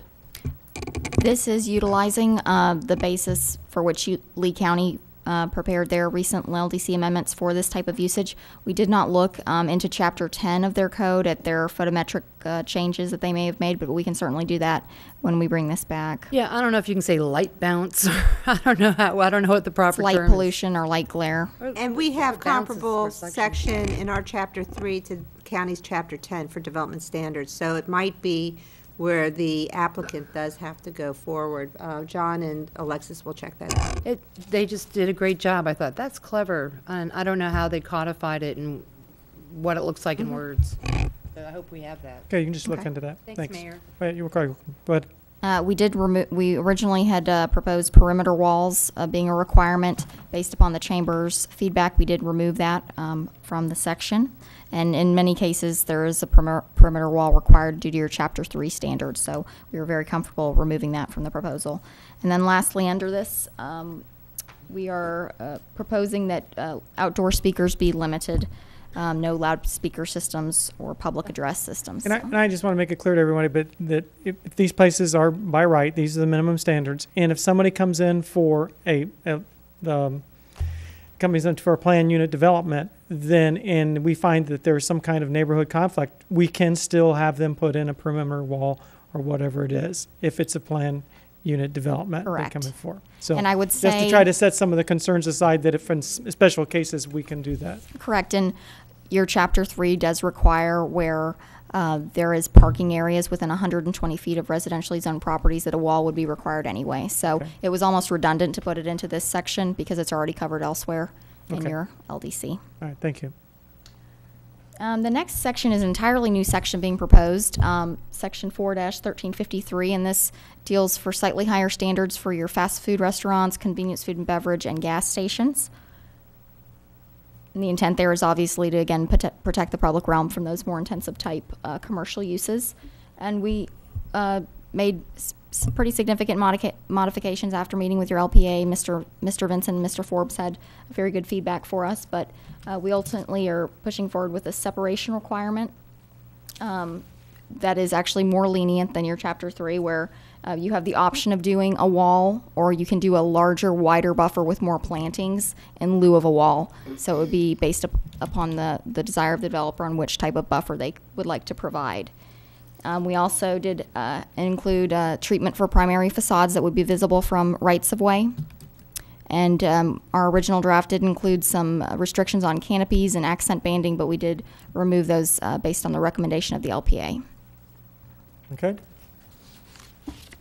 The next section I'll touch on is a new section as well, 4-1773. This is addressing home occupation with the ability to have one employee or outside help. Based upon, economic development drivers for the city, there's a point where new businesses may have one employee or a partner that they'd like to have in their home working on the business, and the current code does not allow that to occur. So we did draft up some code here to allow that to occur. It would be limited to one employee based upon the demonstration that adequate off-street parking exists. Certainly HOA or COA deed restrictions would supersede this code section. So if someone lived in a gated community that did not allow home occupation, this certainly would not apply to them. So that would be limited to 2 vehicles. They cannot rent space to any other businesses outside of their own, and the home occupation would be limited from 9 to 5. Good. And we did set forth an administrative process where your community development staff can review a site plan, a parking plan, understand the intent and nature of the business to make sure it's going to be compatible with the surrounding neighborhood and whatnot, be a nuisance to adjacent property owners. And there are certain findings by the director that would need to be made. Are there any questions on that? Any questions on the home office? All right, go ahead. This next section is getting back into that horticultural waste item that we touched on earlier. We made some fairly significant changes to this section. Item B, which is underlined, is entirely new, and that would state that any waste transfer site that, again, involves a chipper, a shredder, any burning of the waste would only be allowed within your IPD or CPD districts, which would certainly require council approval, or as a special exception in your Ag 1 district, which is how it is treated today in your LDC. So that's just reiterating the current process that you have. And then C is... I'm sorry, back up. Could you say that again? She actually has a slide opposite than what the ordinance has. The ordinance has B and C differently. Yeah, I remember the IPD or in industrial, in light industrial, how we used to have industrial. If we all remember, somebody used to be coming in on this issue, appealing to us. In Councilman Lockhart's district, yeah. Yes. Light industrial allowed it by special exception only, is that not right? Correct, and that's where B would still be, where they could get it by special exception as essential facilities services group 2, subject to residential setbacks. This is if it's a limited to shredding. Now, if it is the big stuff, which is what you had there, you had machines that had a horticultural chipper. I mean, the person wanted to install a very large and was going into an industrial site. That would follow, and I'm looking at the paper copy C, which is B here. So that would be the big facility, and that's what was being proposed that Mr. Cartwright was objecting to. Okay, so it is correct to say it would be located in AG1 by special exception or planned development in the industrial zones. That is correct. I had right. That would Okay. be correct. Okay. In those zoning districts. All right, and what you said is this does model what we had before. Currently, your Ag zoning district chart would allow this to occur by special exception in Ag 1, yes. Okay, Right, these are the heavy-duty ones. right, but that's the way it is now. Mayor? Okay, yes? Well, we just allowed ag in, this is not one of the uses included like San Carlos Estates. There's a difference of degree of, and remember, this entire section is junk and salvage yard, so dumps and sanitary landfills. So previously, the type of heavy duty, we had all of them kind of lumped into, kind of close to being a landfill. The heavy duty ones still would only be allowed in AG1 and would also, or in IPD or CPD. So the heavy duty. Now, if it's somebody who just is separating the material and using it as a transfer facility. I'm gonna have to interrupt. Her point is that, yes, she knows that, but in San Carlos Park, where there are AG1 properties, will this be allowed there in San Carlos Park? That's a different district. is Because it we not? we did an agricultural overlay there, and did that allow in the agricultural overlay certain uses? Remember, we went through the uses. Yeah, come up, answer the question. Go ahead. I just don't want to have Oh, yeah, neighbors I know. out there, That's a good No, question. it's you not know, permitted. ticked There's- off. I'm there's sorry, a- go ahead, go ahead. There's a separation requirement from residential, so obviously it's not permitted. It was not included in the San Carlos Estates overlay, so we're not looking at having this use there. Well done, thank you. That's good. That's simple. That's sweet. Go ahead. I'm sorry to keep interrupting you, but Oh, we no, want to be sure this- everybody's clear. Good conversation. Go ahead. Carry on. Okay, item C is again addressing the uses in essential services, service facilities group 2, which would be limited to composting of vegetative matter, no burning, chipping, or shredding. So that would match the table that we showed previously that referenced this supplementary district regulation. And waste transfer site is a specific use, right? Waste transfer site is that you bring in vegetative debris, right? Correct. And you let it sit for a certain period of time, and then you haul it off to a proper place to have it chipped up and stuff. Correct. Are there specifications on how long it can sit? What they, as Attorney Dottie was saying, how often they have to flip it over? Is that a function of the fire department? Or how much debris? Is there provision in there that says how large a pile of debris that they can sit there? The special exception resolutions that I reviewed in preparing this that was provided to me by your staff, there's a lengthy list of conditions that go into each of these based upon the specific property size, and they address all those various issues. And then they're revisited at the development order approval stage again. So they go through a two-process review. Yes, Audrey. We have Tim Fernandez here, the fire marshal, and he can go through and explain what That's they do. okay. Okay, maybe not then. We'll wait for a while. How about that? How about what that? Yes, go ahead. Go What is this surprise? Go ahead. Okay. I'm trying to get a grasp on this. We, in our future land use map, designated San Carlos Estates as the place we're going to have ag in the city. And any other place, we kind of like outzoned it or whatever we did. Is that, I mean, you know, properties that were once ag, when they can't transfer a use to ag anywhere else. Is that correct? Could you come on up here for a minute? Because let me get yeah, him. Let me get him a thanks. particular question. Good. Hi. Hello. In the comprehensive plan amendment we just did, where is agricultural uses? There is an agricultural overlay, which is more or less a residential district that we had that allows how many acre lots, and there were some particular special exceptions and uses you could do in there. Yes, sir. This isn't about that, is it? Right. Where would this happen? This would happen on other agricultural land outside of that area. In the DRGR, east It of could be the Bonita? DRGR, it could be in other locations within the city. But because San Carlos Estates is a residential district, or is a residential neighborhood, that has portions of it that are an agricultural component, that's how we set up that overlay. It's still going to be mainly residential, but if you want to have certain agricultural uses there, it is consistent and compatible with the way that neighborhood is developed. This type of use is not consistent and compatible with that, which is why we put that separation in between this use and residential uses. Yeah. So, So far as that overlay? Yes, sir. That's Okay. exactly right. I had this question before, and maybe Audrey knows what I'm talking about. I think I'm beginning to understand. I actually pulled the comp plan up, the policies that were added when we created the Rural Agriculture Overlay District. And when we created it, we created policy 1.1.26.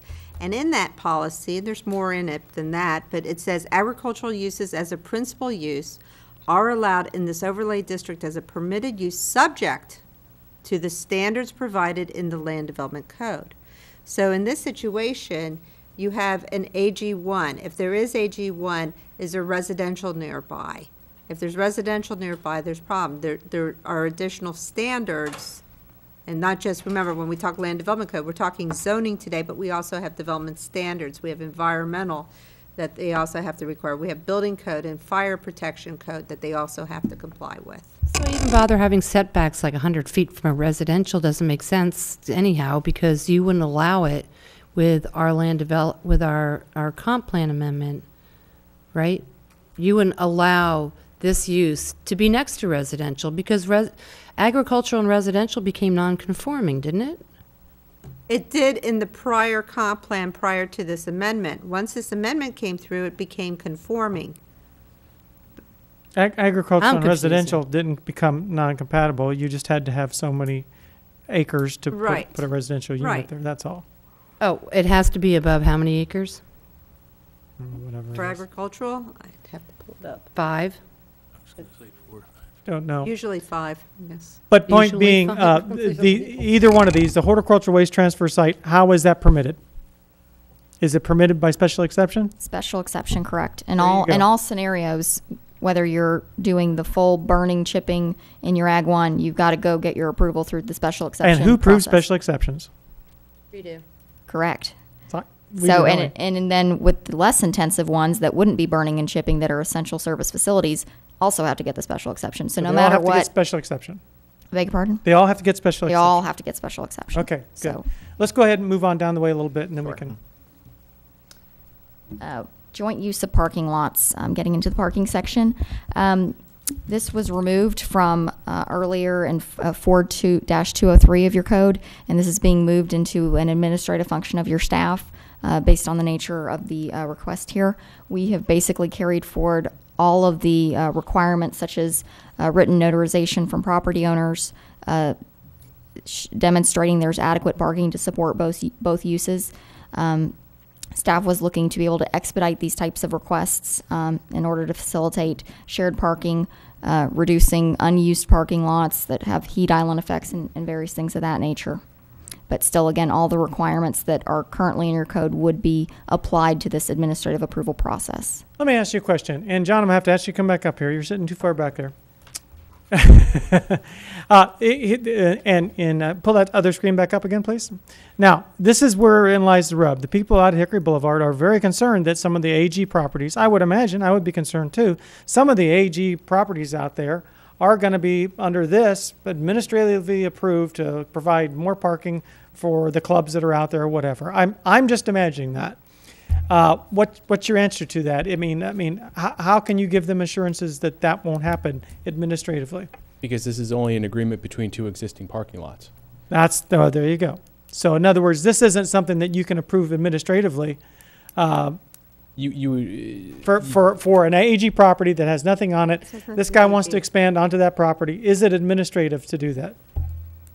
You would have to have existing parking areas. If you can't create parking as a principal use on AG2 property isn't permitted, so there'd have to be some sort of business there, which wouldn't be permitted on ag property anyway.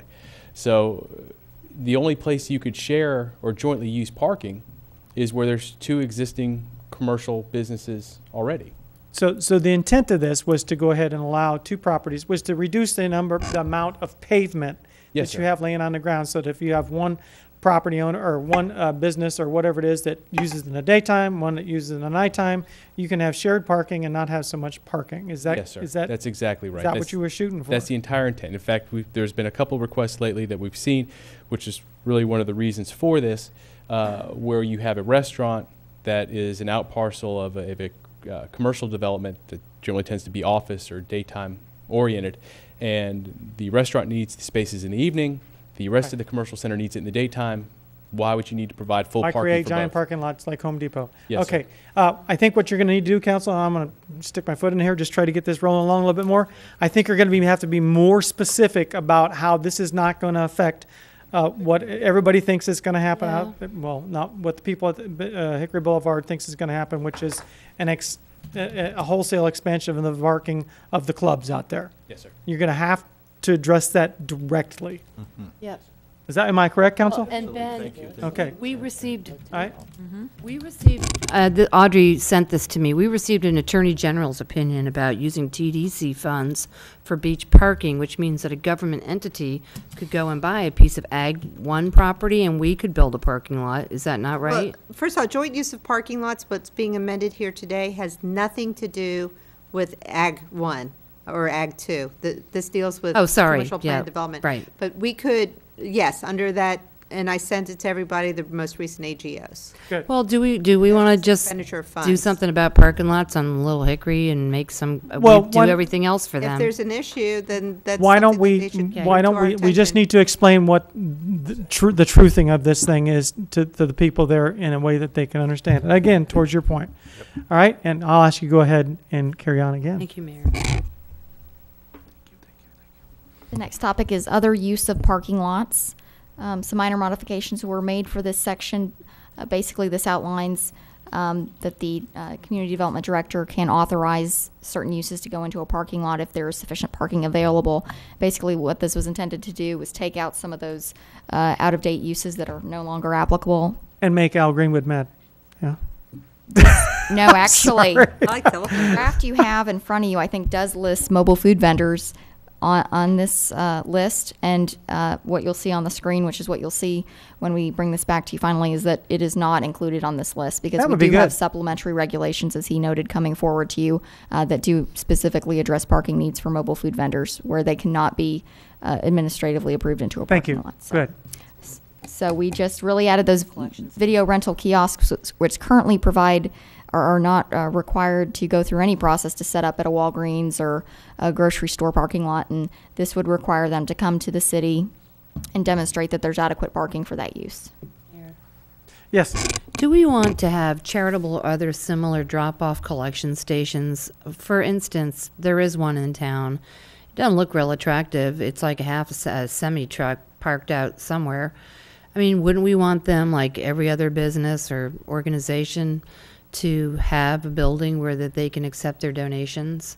I Well, mean, this is only at the approved by the director. I mean, they just can't put them up wherever they want to. They have to No. come in and get permission. Is that correct? Correct. Yeah, I understand that. But, I mean, do we want that in our parking lots? And there is one Question. at the on Bonita Beach and Bonita Grand, there's a Goodwill drop-off spot that's Sure. just across from my office. I believe Mr. Dulmer was That's working with gone. them to kind of That's gone. modify where they were But located. it's allowable. Building. I mean, we can cross that bridge at the second reading, but my opinion is, I think that you need to give somebody the ability to have some discretion there. I mean, you don't want them to be wholesale everywhere or dropped off without permission, but I think that if the director himself thinks that in one place and there's if there's no complaints about it, it ought to be okay. I mean, that's my own opinion about it. Well, but we can cross that bridge when you get to it if you want. Go ahead. Ben, the one out at Bonita Grande, that was there illegally for 2 years. I believe it was 2 years. Chris and the guys followed up on it, and it just happened well, I guess in the last month. They moved inside, but they were still there, and I had complaints from Worthington for a long, long time. And finally, it was resolved, and I think Chris is happy about that, and so am I. And it's gone because they're inside, but it is a problem. Mm. And you know, we're a very charitable city. You know, we have lots of thrift stores here. I just don't know why we would allow someone to come to town and kind of take our stuff away. Do you know what I mean? When we have thrift stores we need to support here with our charities and, you know, all of them. Well, Council, would you want to strike that? Strike that as a use in the community? I just don't think it's attractive. I just, you know, we want to have an attractive community. You're interested in striking that completely? I'd like to. I'd strike it. Yeah. Want to? Yep. Okay. Okay, strike it. It will be stricken. Do you want to change aluminum can and other similar receiving machines or facilities to no. recycling? That's kind of an outdated term. I think we might not have had recycling at the time of drafting this. That would be different recycling facility. Are you talking about like cardboard at the park? Yeah. Phone books Keep for it, Boy keep it as Scouts? is. I don't think that's been a problem so far, but that's a why don't good you thing. leave it as is for a while. Okay. Okay, go ahead. I think I can breeze through this next section. It's 4-2020. You want to I am not going to ask anything on here. Thank you. Go ahead. This is dealing with your required off-street parking. We utilized Lee County's empirical data. They did recently update their code to address overparked uses based on visiting those uses at peak hours and seeing how many excess parking spaces were there.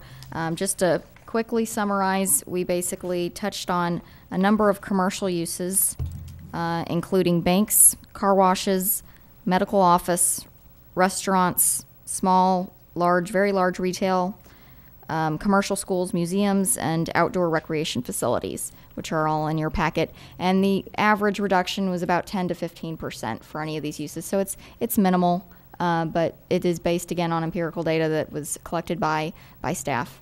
Good. Great.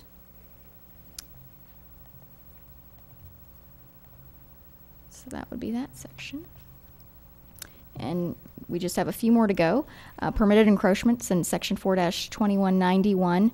We added stairways and steps as well as mechanical equipment to this section to allow them to encroach. We did receive feedback from your LPA, specifically Mr. Forbes, helped us build in some connection with Florida Building Code and fire prevention.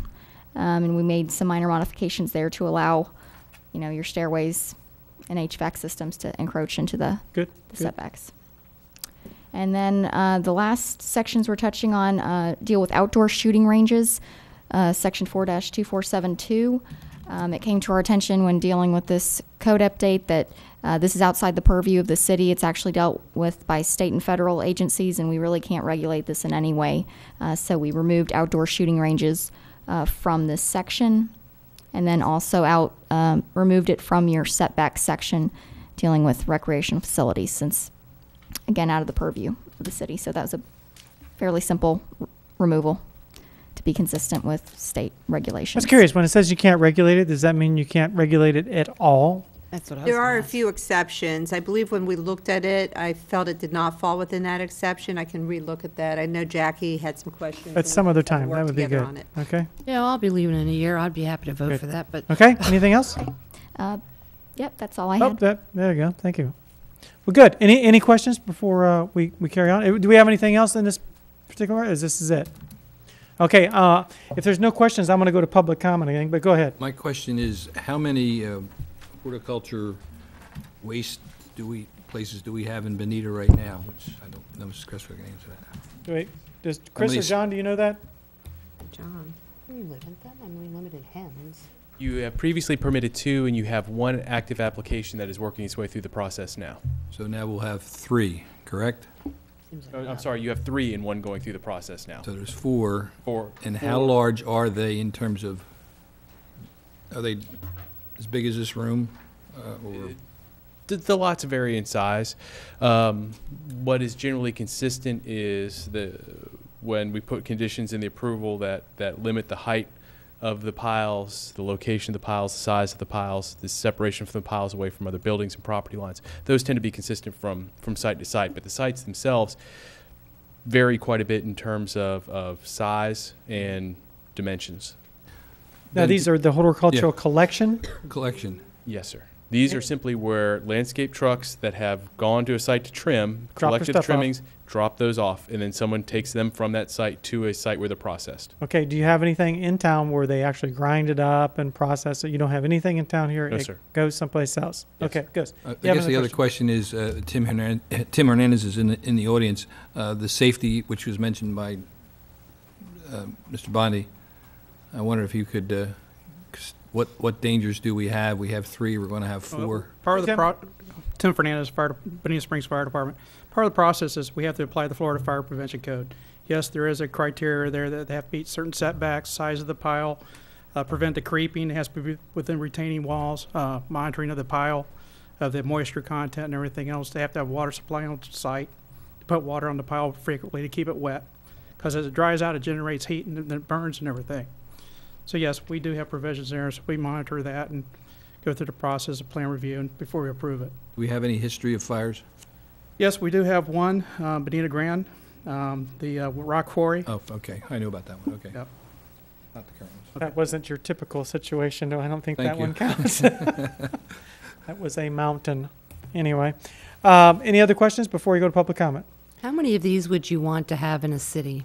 I mean, you know, we're going to allow 25 chicken permits, but we're going to have less. I don't believe there's a correlation, but what would you think? That is correct. We're going to allow 20, well, they do have a little stockpile of their own, but 25 chicken permits, but unending amounts of horticultural transfer sites? Well, I think that the question is a good question, which is, you don't want 150 of them. What do you think as a land planner? How do you regulate that? Numbers-wise, I would say that we would support as many as the market will accommodate. I know that's not a specific number, but depending on the number of companies you have doing business here is going to change the number of businesses that need to collect that waste. You know, each one of these is going to be going through the special exception process for approval. So as numbers increase, assuming that they do, we'll be able to evaluate how they've been doing, if they're still in business, if we have numerous transfer facilities going out of business because they don't have enough waste to transfer. Yeah. Well, if other places zone them out of there, the market will accommodate a lot here. So how many do we want to have in our city? Do you know what I'm saying? You know, how many parks? We've just determined that we have enough parks. How many horticultural drop-off zones do we want to have? I would be uncomfortable with setting a specific number, but I can tell you that the number of facilities that are either in existence in Bonita Springs or serve those businesses that work in Bonita Springs has made a dramatic impact on the amount of illegal dumping of yard waste out east. And so what I know is we are currently under that maximum number, whatever that number may be. Well, and I think you hit a good spot. I mean, it isn't all negative. It is if you're competing. Sure. There's a bit of a negative there. And I talked to a friend of mine who is with Forestry Resources, Rick Joyce. I mean, they're grousing a little bit because they're having to go through this process. And as I explained to him, I said, just because you're right, the process is messed up, that's what we're trying to fix. Yes, sir. I think. And so, you know, just because the process was messed up hard doesn't mean we need to keep it like that. Well, so I would say that the good news is that, you know, everybody gets their grass cut. Everybody has lawn clippings. Everybody's going to avail themselves of this use at some time. Do you want them going up and down the road a long ways? I think that my own personal self as a business person, I think that there's a certain limit there. I mean, there's only a certain amount of people who are going to be able to afford to do this through a special exception process. There just is. That's true. And just as a real quick piece of background, when we brought Forestry Resources and Quarters through the process, this seemed to grow out of nowhere, where there was one request that we had, and then there was not any discussion until a period of time in which several businesses began to operate illegally. So we opened the process up to whoever wanted to come through. And if you all want to come through under one application, it will reduce your share of the fees, and we can make sure everyone is approved or go through the process uniformly. We started off the first meeting or second meeting with approximately 15 businesses. You saw how many came through at the end. There was 2. So how many should we have? At this point, I don't think we're anywhere near the situation where we have to worry about that. Yeah. Well, we're just doing stuff for the future here. You know, we're going to come back to this again in, 10 years? I mean, it took forever to get there. But could maybe, Mayor, we check and see if anybody in the surrounding area is eliminating these? Because that might drive them here. Yeah. Do you know what I mean? You can check, but Just check the muni codes of the surrounding.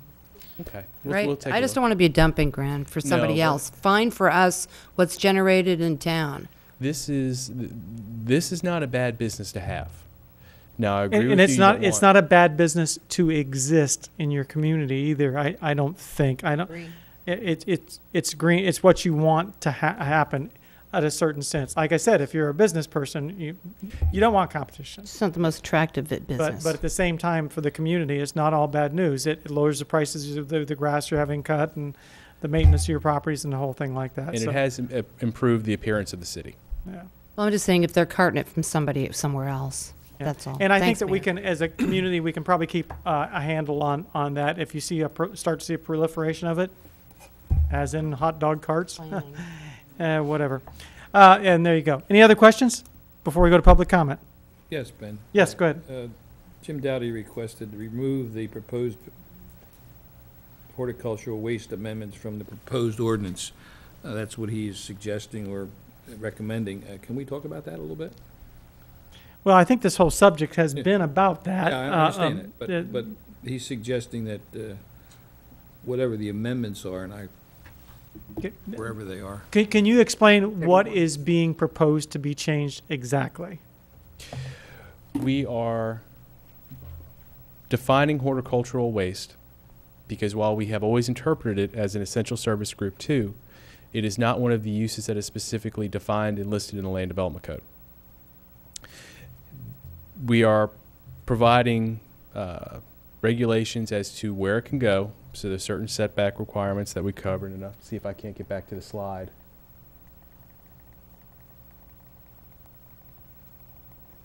It's on page 29 and 30 of your ordinance. Actually, on page 30 of your ordinance. 29. Okay.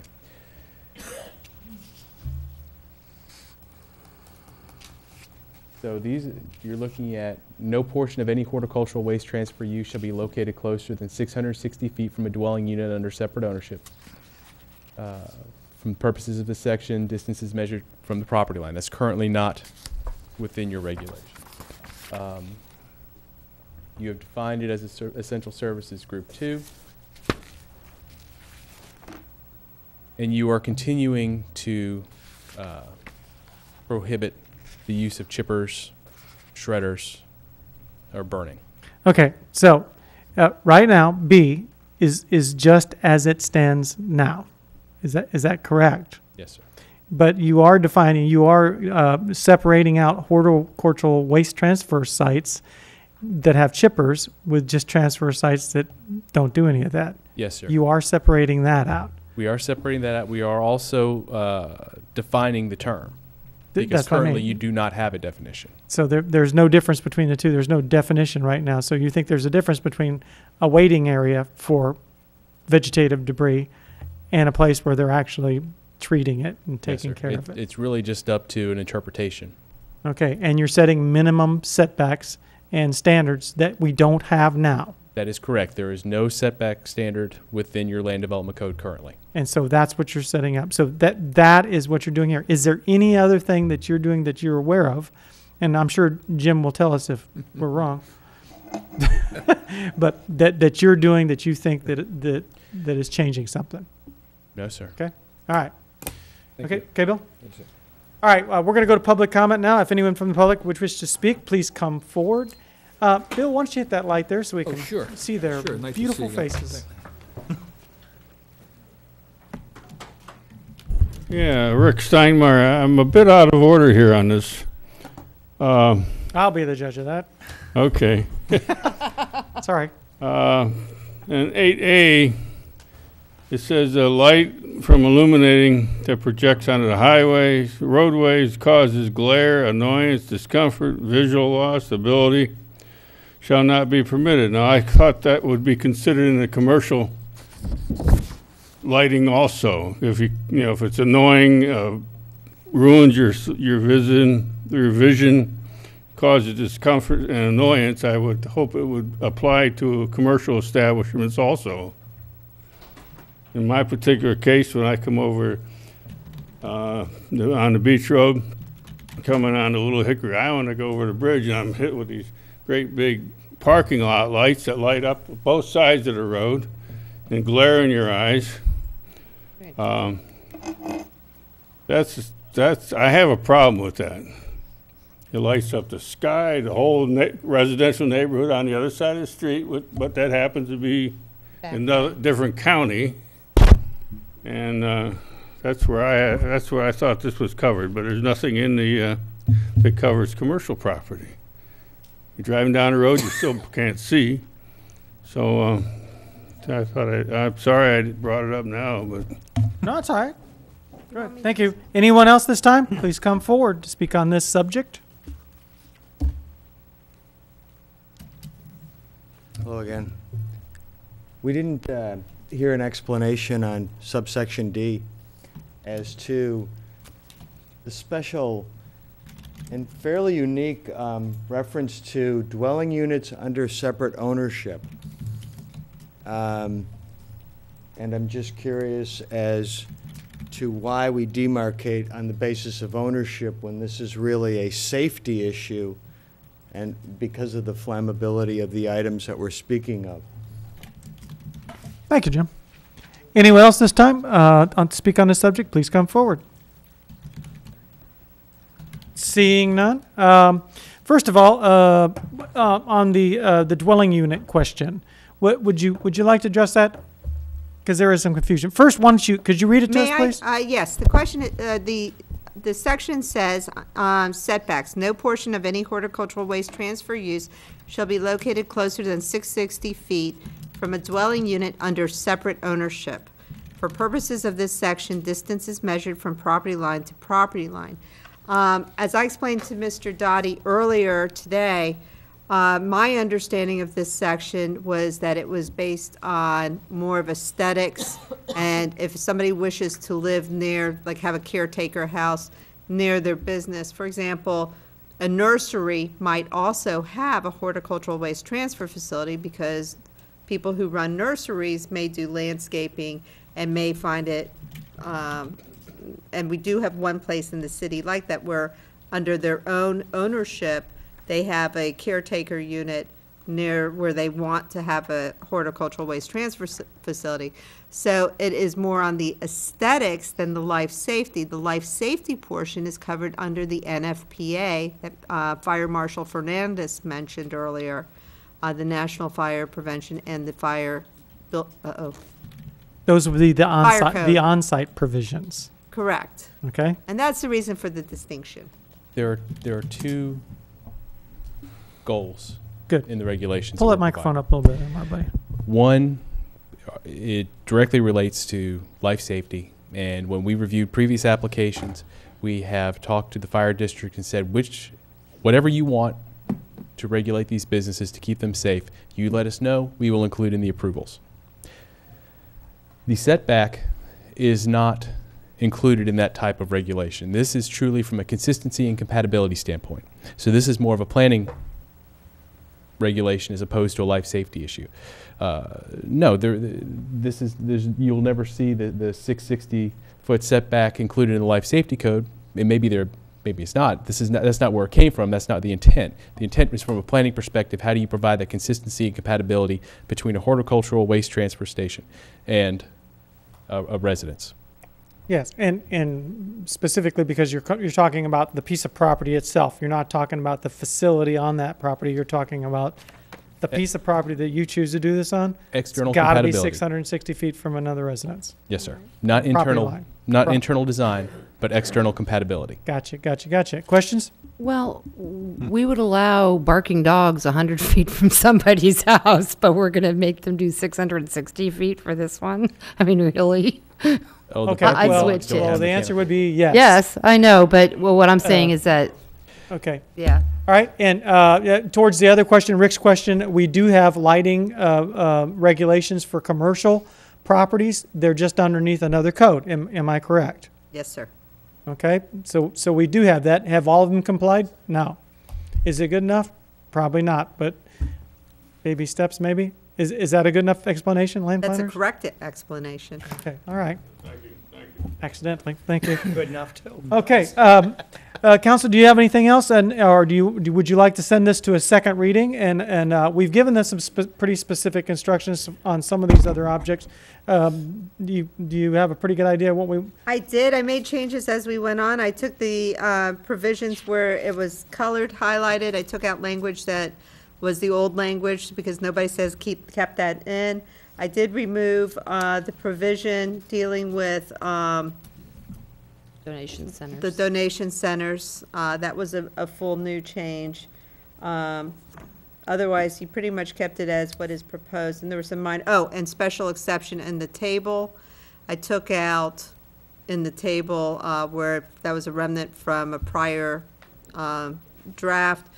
And then I did add in the tables pet daycares near animal kennels and animal borders to show where it's specified in AG zoning. And you are going to, either by language or by meeting, reach out best you can to the people on Hickory Boulevard and try to make sure, however you may do that, that they have some level of confidence, or you at least give them an opportunity to have a level of confidence that this has in no way will affect the expansion of a facility out I there. can try.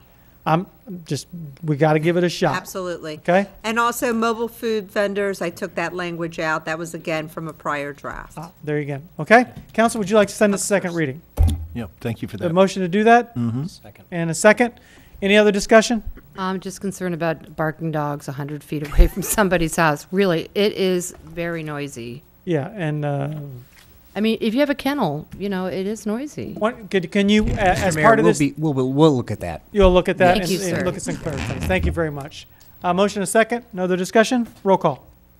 Councilman Simmons? Aye. Councilwoman Simons? Aye. Councilman Longcart? Aye. Councilman McIntosh? Aye. Councilwoman Martin? Aye. Councilman Slackton? Aye. Mayor Nelson? Aye. Okay, Audrey, what else you got for us? Item C. Thank you. This is a resolution declaring City Council's notice of intent of a zoning in progress to establish minimum regulations for mobile food vendors. If it's approved, the resolution will be published in the next available Fort Myers News Press by the city clerk. This just puts the industry on notice that we are going to do something so that we can begin and we can actually hang up any other further applications. Is that true? That's true. Okay. I'll make that motion. We have a motion. Is there a second? Second. Second. Any other discussion? Roll call. Councilwoman Simons? Aye. Councilman Longcart? Aye. Councilman McIntosh? Aye. Councilwoman Martin? Aye. Councilman Slackton? Aye. Mayor Nelson? Aye. Councilman Simmons? Aye. Okay, backyard hens. I felt like we spent so much time on horticultural waste, we forgot about other agricultural. This is a pilot program for the backyard hen program. Jennifer DeValle-Hagen is here and can explain the program if you have questions. There's sort of horticultural drop-off site. Okay, she is here, good. She's getting nervous there. Good evening. For the record, Jennifer Dufala-Hagen. I am here to field any questions that you may have on the information that was provided for you for the draft for the Backyard Hen Program, and also a draft of a letter of determination for any possible applicants within the city who are looking to pursue this program. Go ahead, and for the benefit of the audience, anybody else, in a nutshell, very, very briefly, how is this going to work?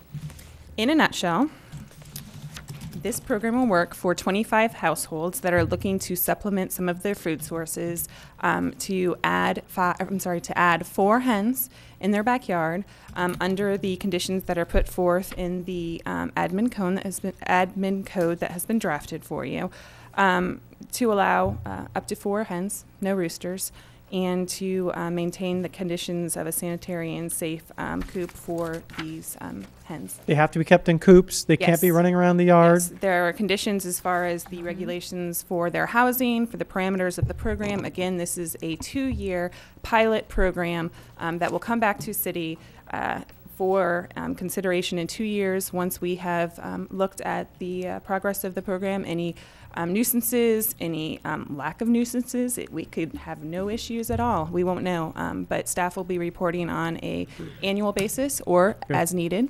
Okay. to We field may any love it. We may hate it. Some people may not avail themselves of it. It may, whatever. Okay? Exactly. And Any it is- questions? Any questions? Yes, go ahead. It is a Audrey? pilot program. It does have a revocation, so if there's any hens that create a problem, well, probably owners, I don't know if the hen creates a problem or the owner creates a problem, city manager has the ability to revoke that particular permit. Okay, and so it's up to them, if we tell them, hey, this is over, they've got to get rid of their chickens. Yes.